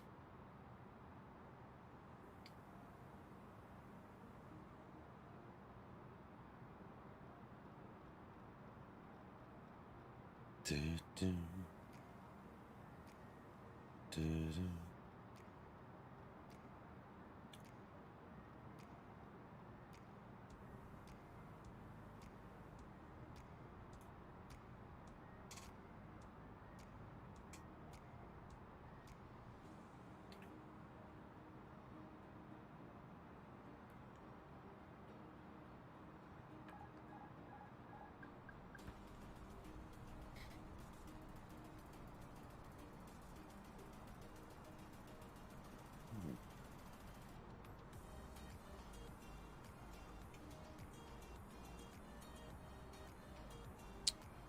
Strange.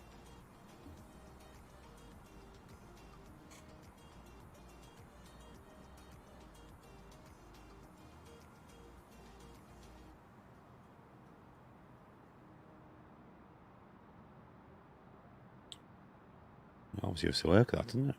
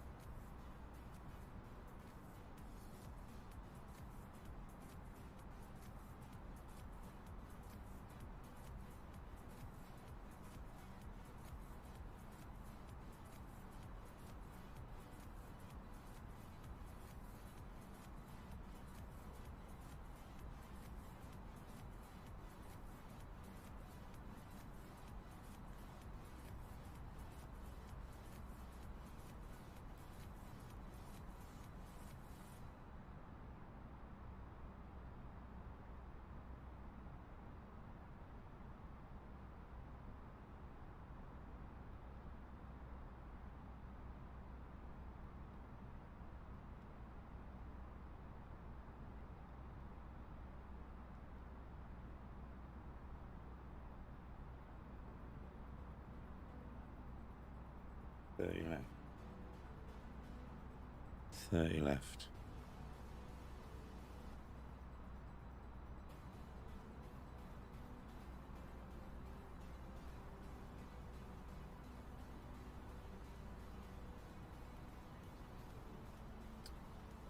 So it's updated now.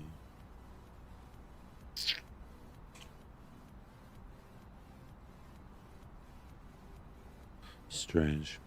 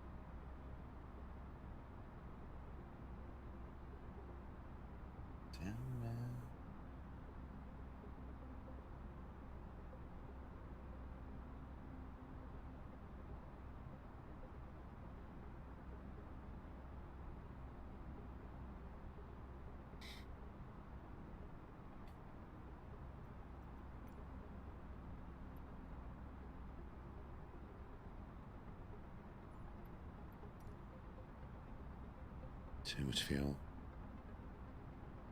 Could still rid of some of that.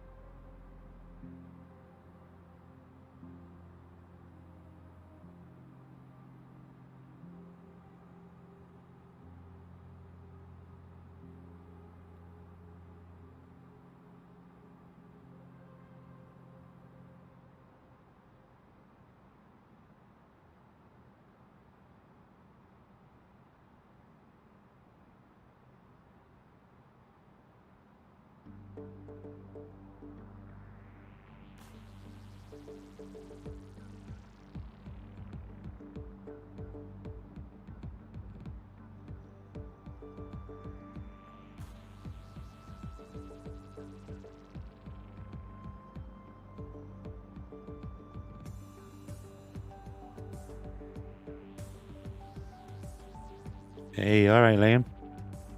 Thought you'd have gone to bed by now.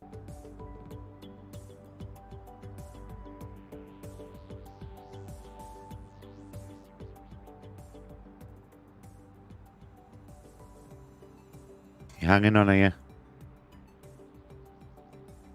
My stomach's hurting after I've had food.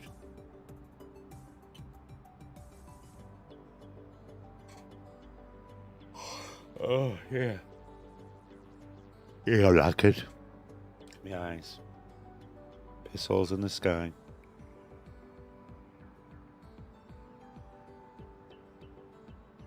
Nearly there anyway. Messed up a bit there, but it's came back to life now.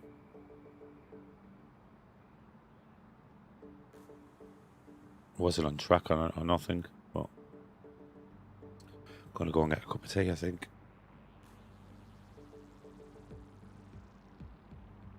Get me vape. You ain't doing like Liam?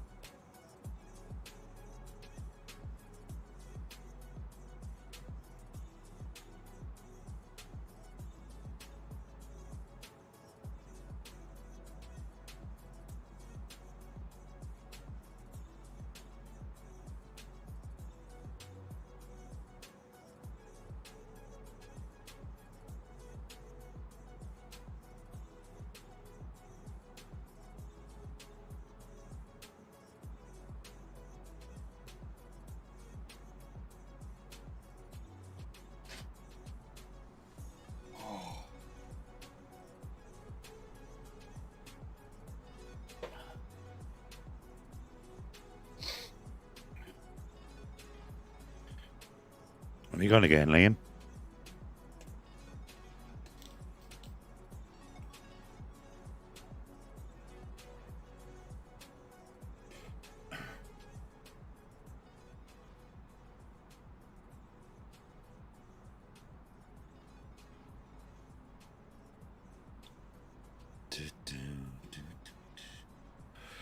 Right, so 12,000. What was the transition altitude? Oh, 13.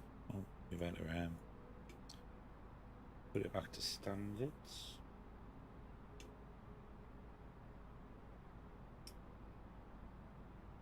It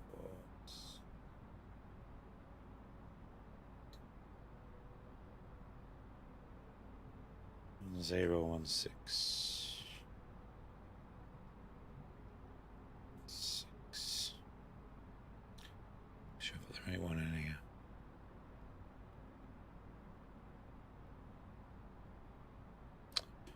One 016.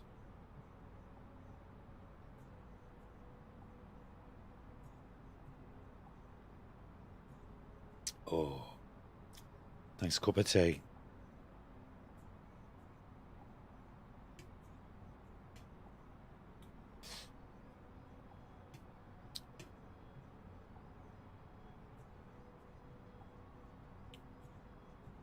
Could be less yet.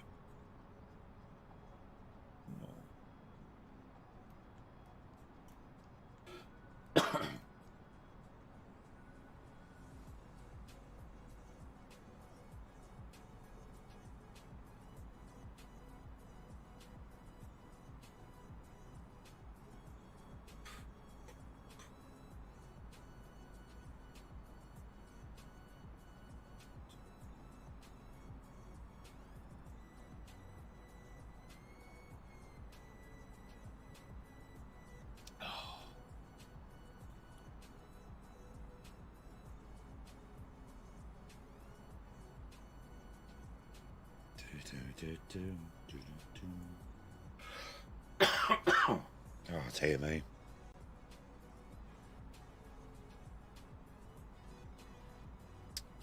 Deary, deary.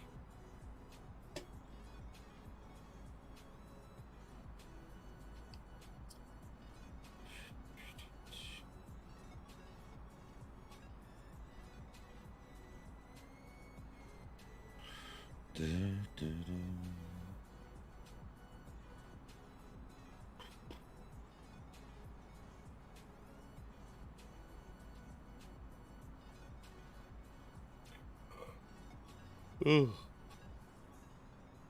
oh, anyway.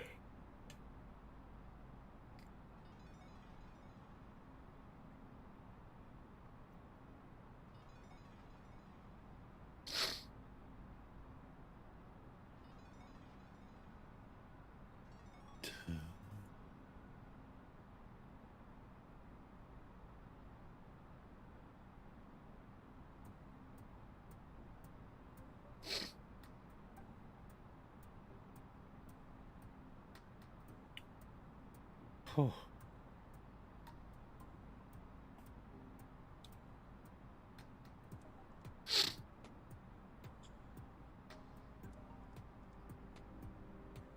Turkey ball.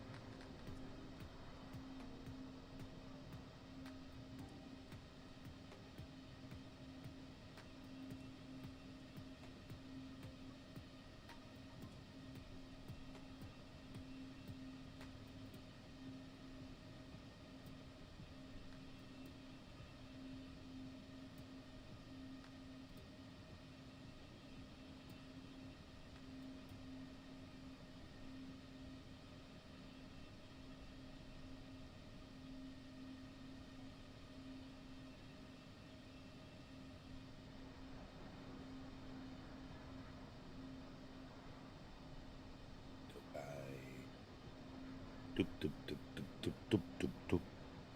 Doop, doop, doop, doop, doop, doop, doop, doop. Doop, doop, doop, doop, doop, doop, doop, doop, doop, doop, doop, doop, doop, doop.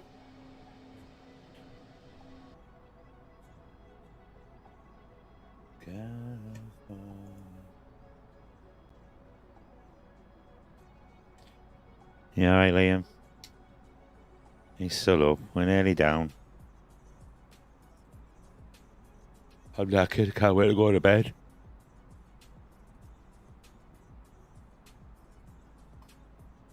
Stomach's hurting after food. Ugh.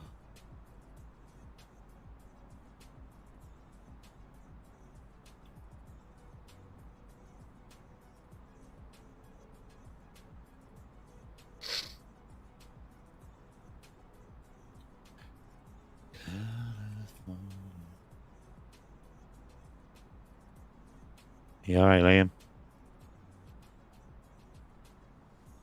What have you been doing? Out and out?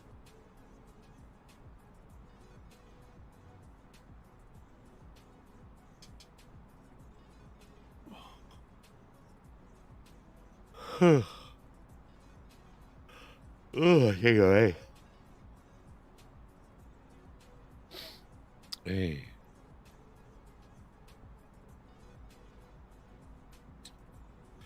Not long.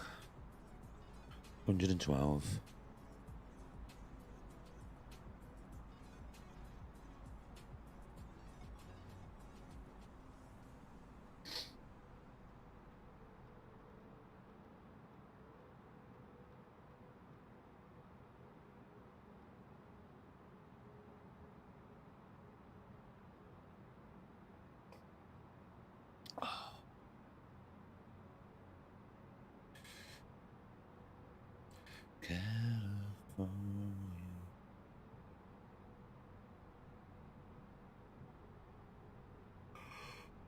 Oh, anyway.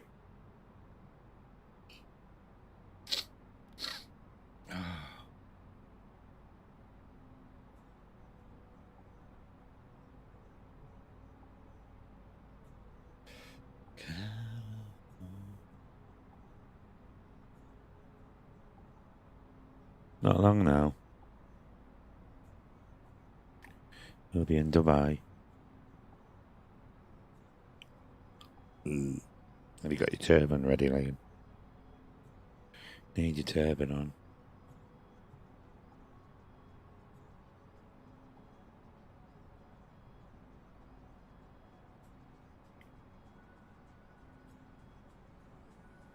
Land ahoy!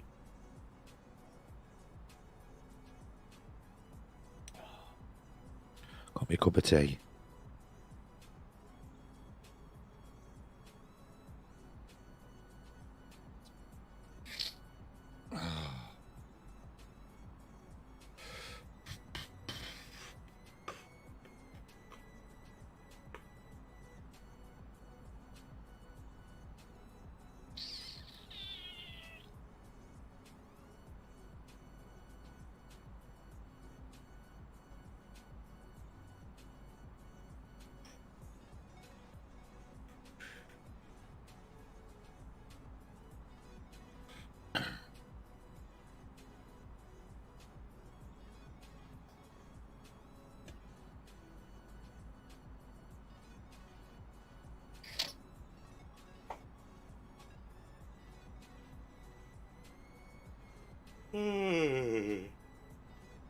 Hey, God.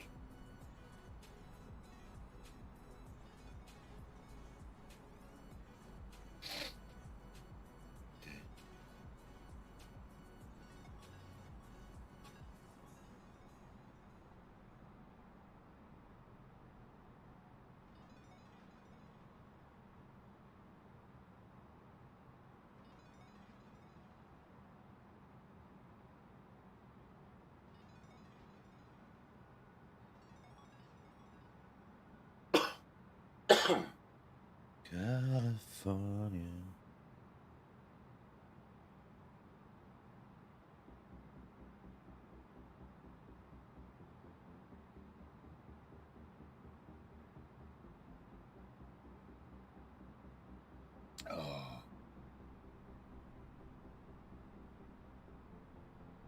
You know, or a gin, eh? Gin and lemonade.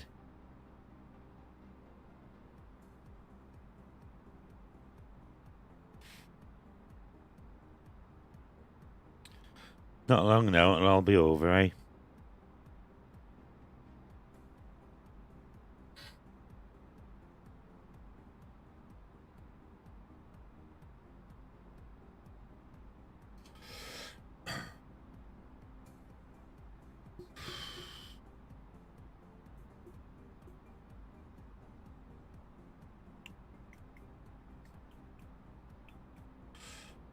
E3.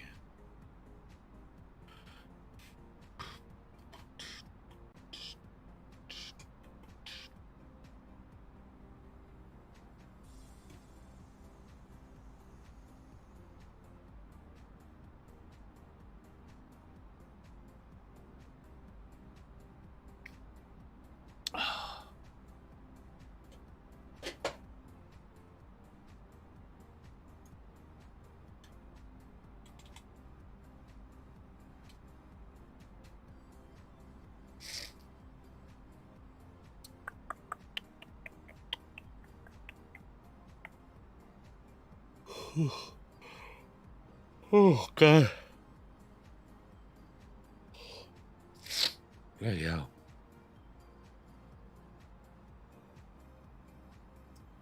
I bet you can. I'll make a good cup of tea. Like it nice and strong.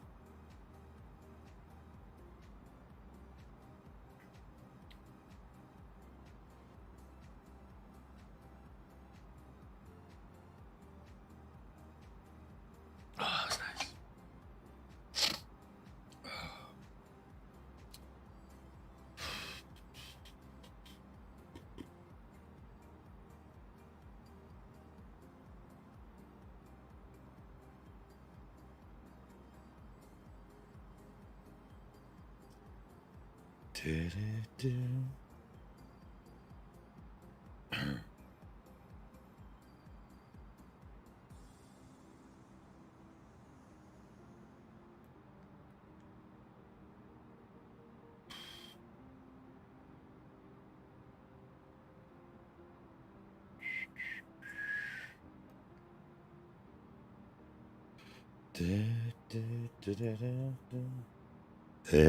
Don't like it milky.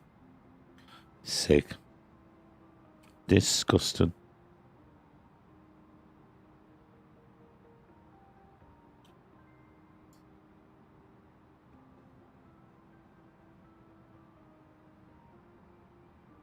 There's another airport over there as well.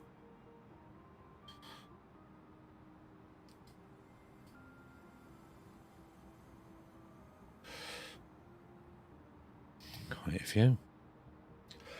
I'm going past here and then turning around, I think, and coming back. Runway 30 left, so it'll be this one. If this ends.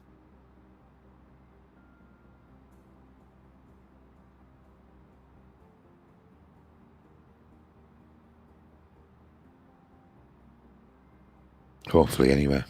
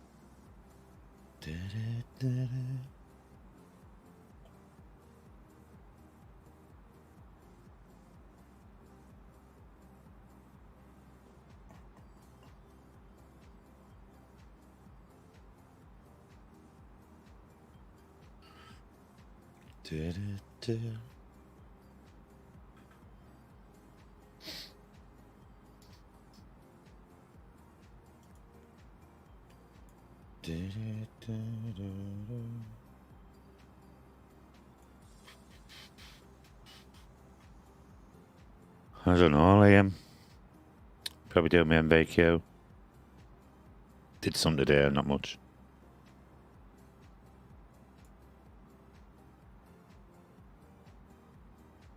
Oh, how pretty.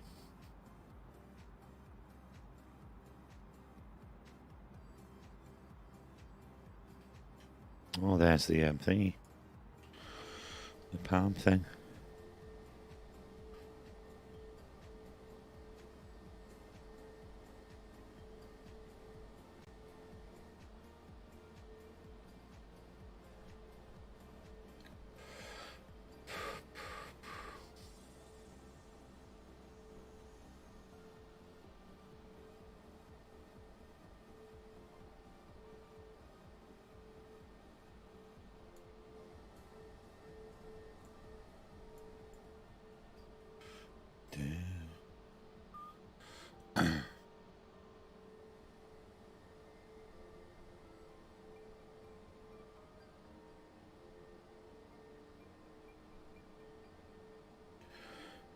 I don't know. You at work tomorrow, George?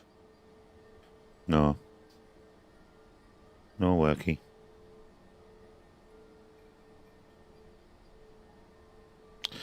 Oh, looks nice here.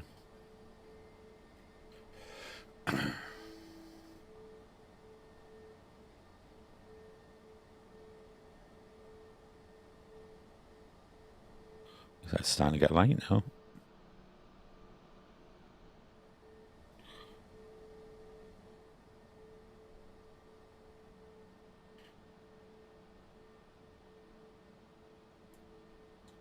No, he's not lying.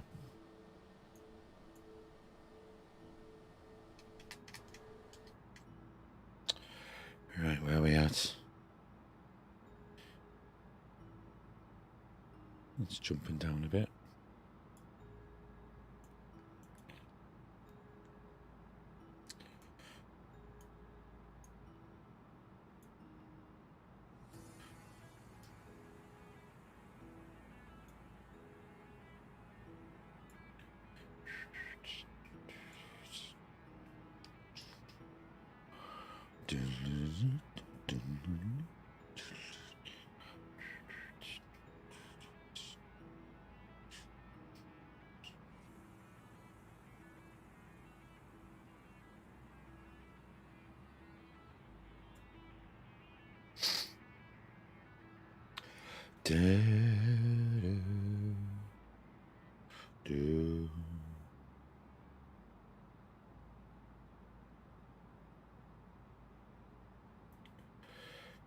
A bit high, a bit low, I mean.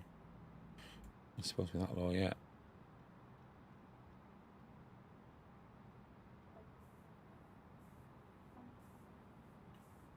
That was 7. I don't think it's going to climb now, is it?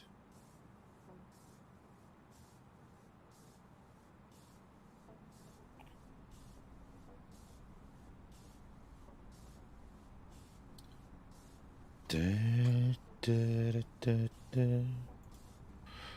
Da, da, da, da, da.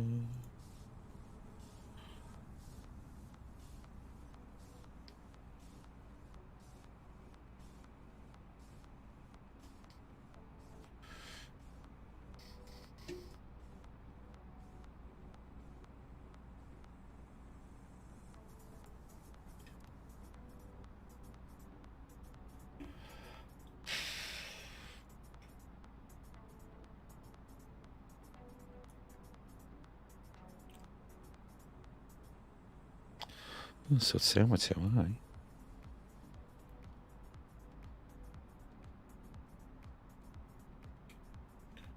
Do, do, do.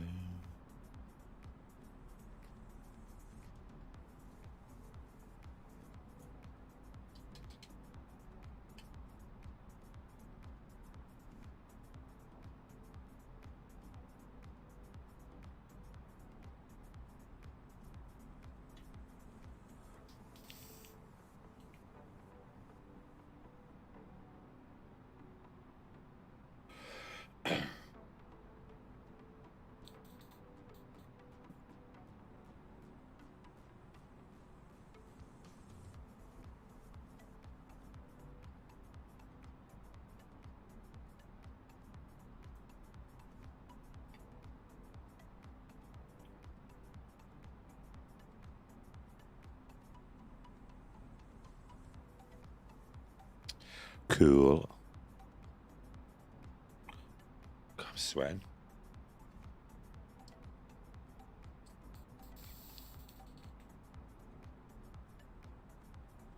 Too warm. This computer on. Do, do, do, do. Do.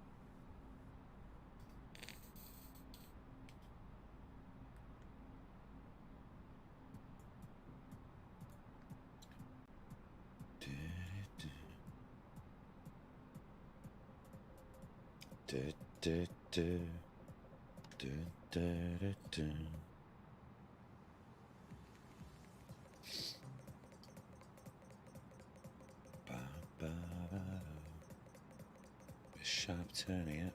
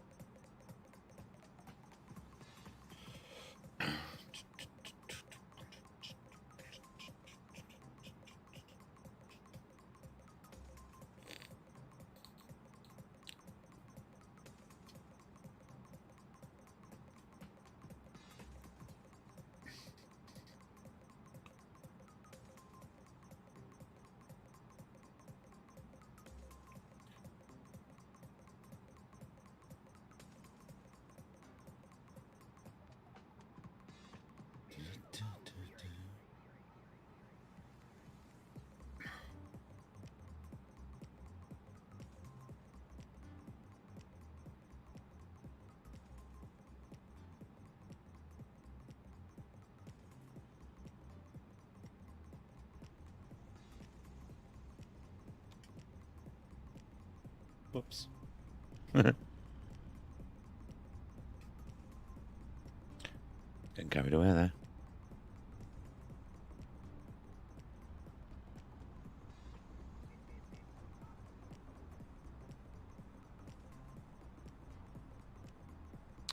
Oh, I think I've upset it now. Oh.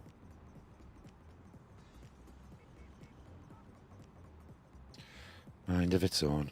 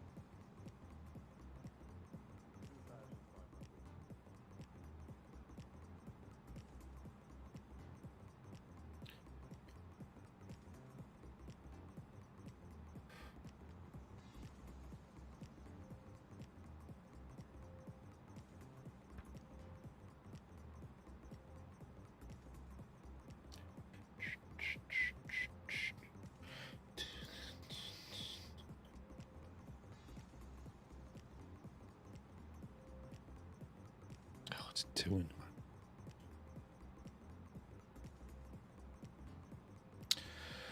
Thank God.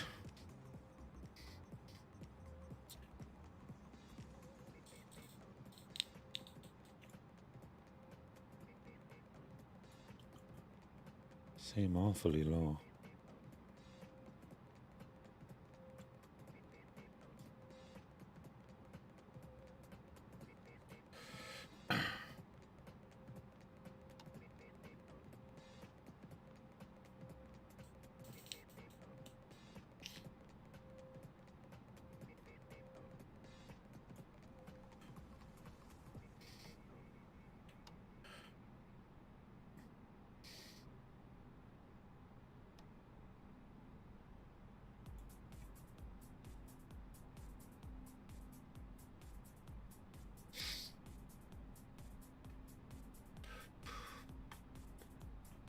Well, he's got a lock on.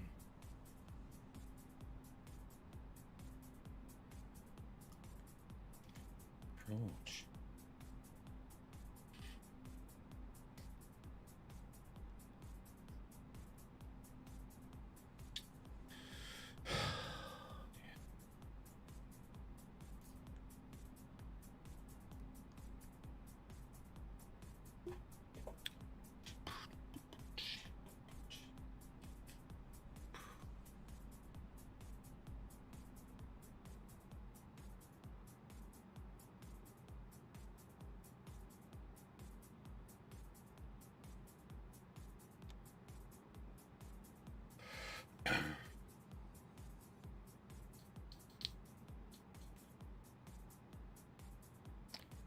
It was too early, all this. Didn't it way too early?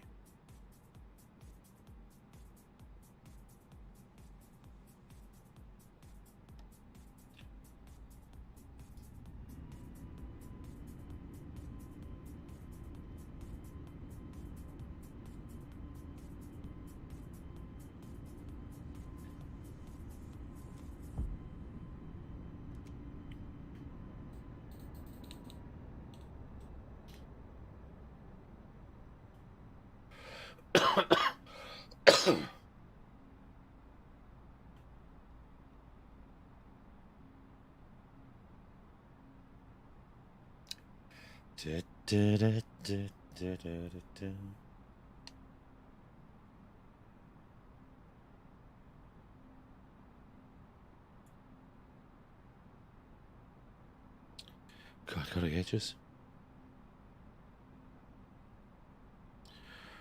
So I don't know if is it that one. Oh, that's this one, isn't it? Almost. Yeah, I'm going over this one first. It's probably what was confusing it, I think.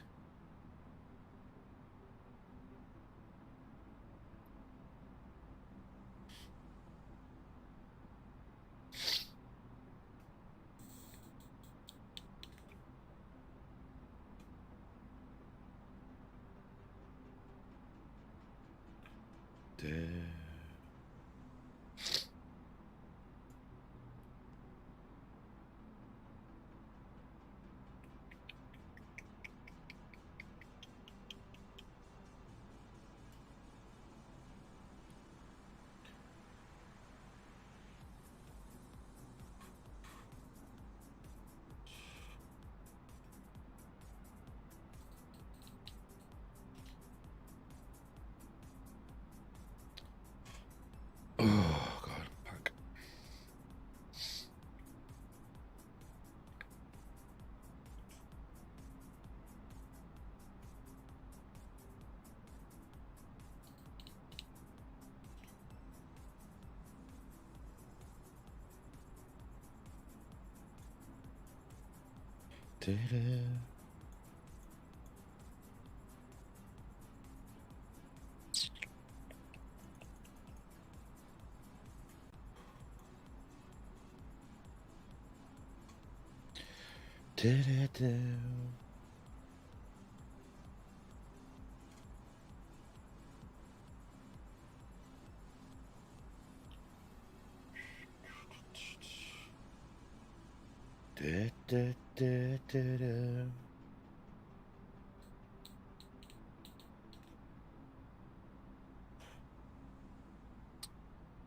So it's not this one, it's the next one.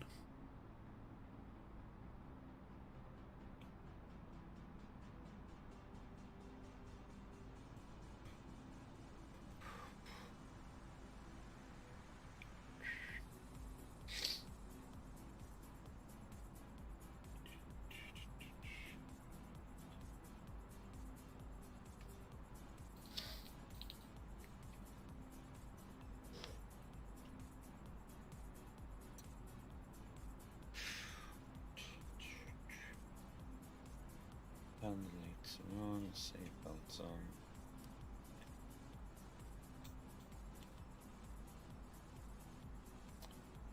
Good to go.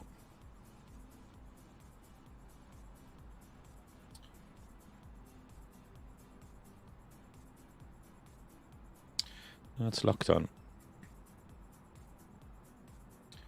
Put that back to manage.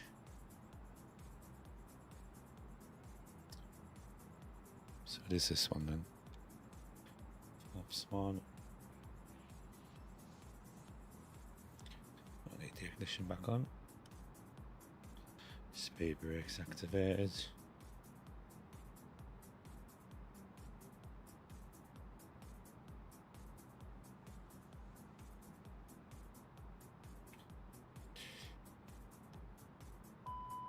Oh, flaps two.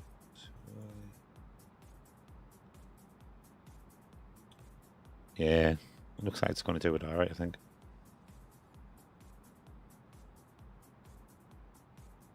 Oh, there's somebody on the ground over there. See his light flashing. That's there, the puppy lights. Oh, yeah, though. That boy. That boy. Turn that music on. Hey, what I'm doing.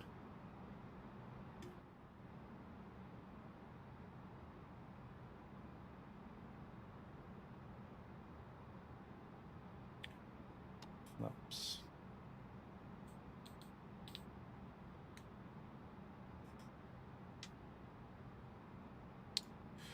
Da, da, da, da, da, da. Oh, 21 miles still. Can't be, 'cause that only says 10 there. It's gone wrong again.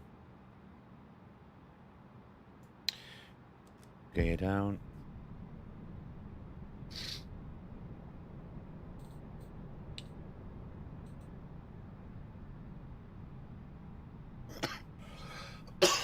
Oh dear me.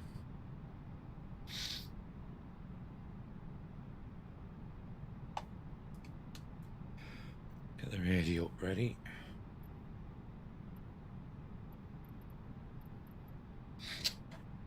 Clear to land, ILS runway 30 left.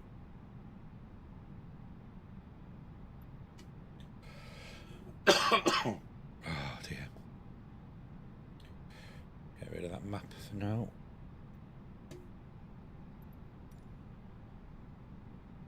It's over there. Sharjah, Astronomy.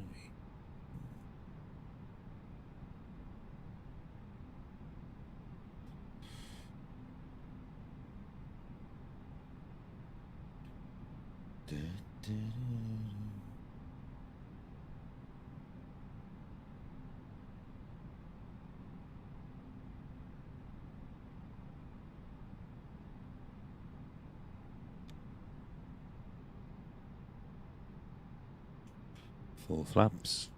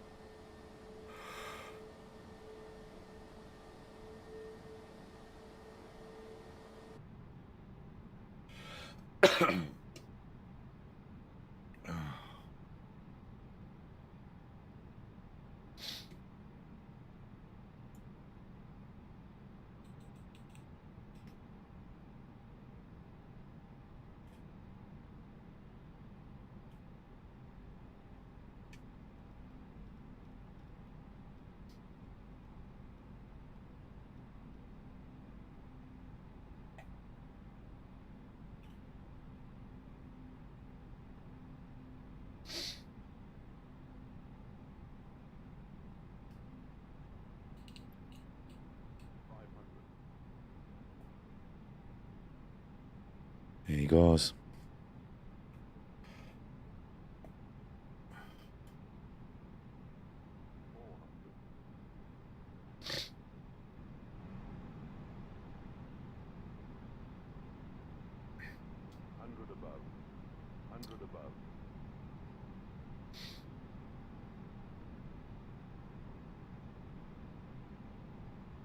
Minimum.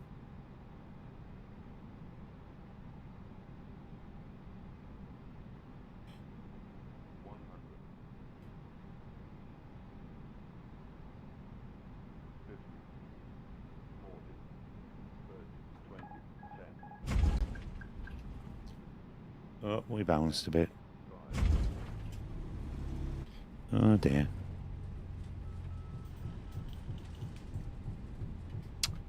Not to worry.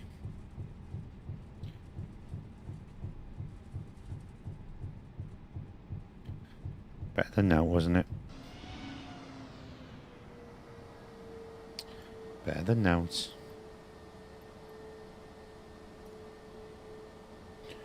Where are we going here?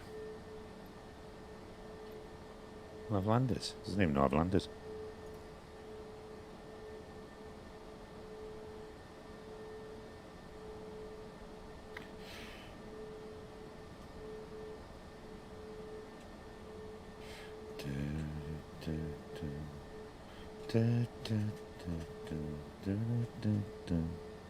Taste of cherry chopsticks.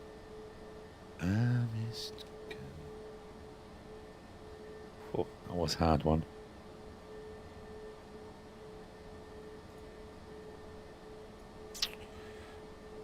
Where's it sending us here? No, now it's saying us to it.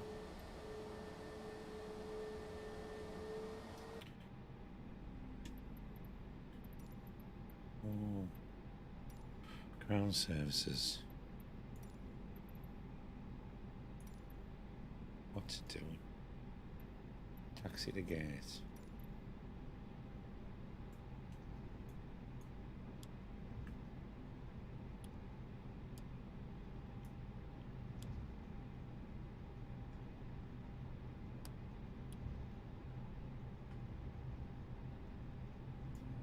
That's bloody directions.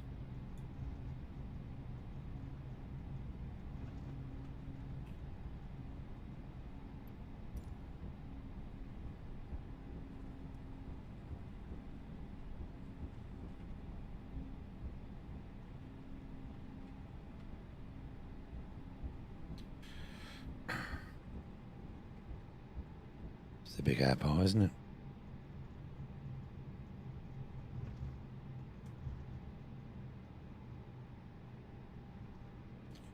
Massive.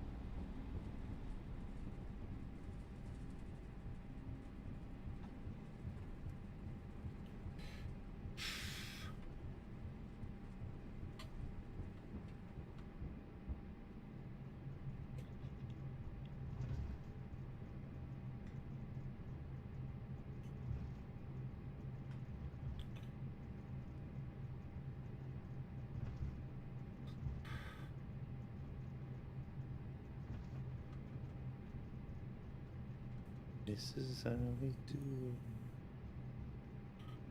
Here we go. Dubai International.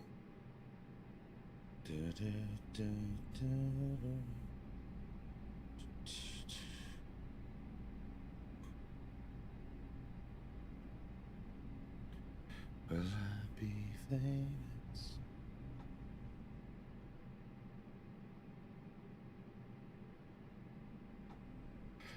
Will I be famous? Da, da, da, da. Da, da, da. Oh, oh, will I be famous?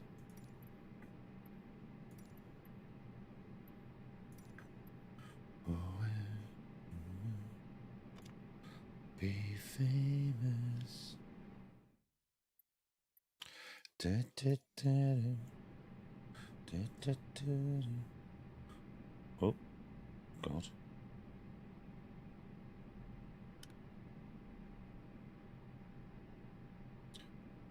Oh, will I be famous? Da, da, da, da. Oh, will I be famous?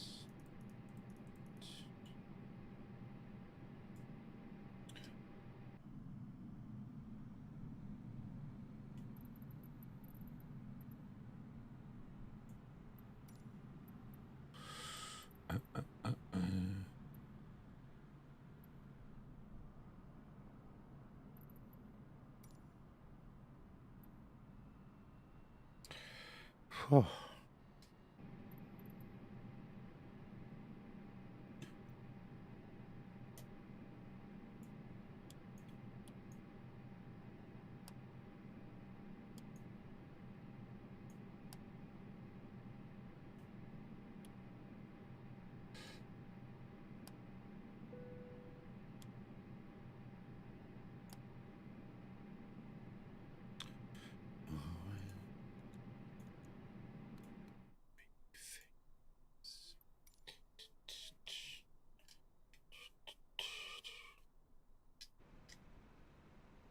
There we go. This suitcase is coming off.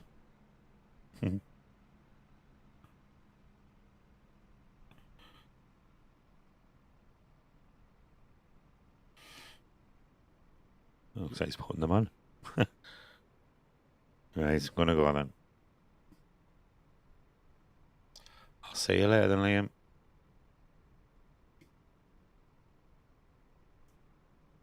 Night night.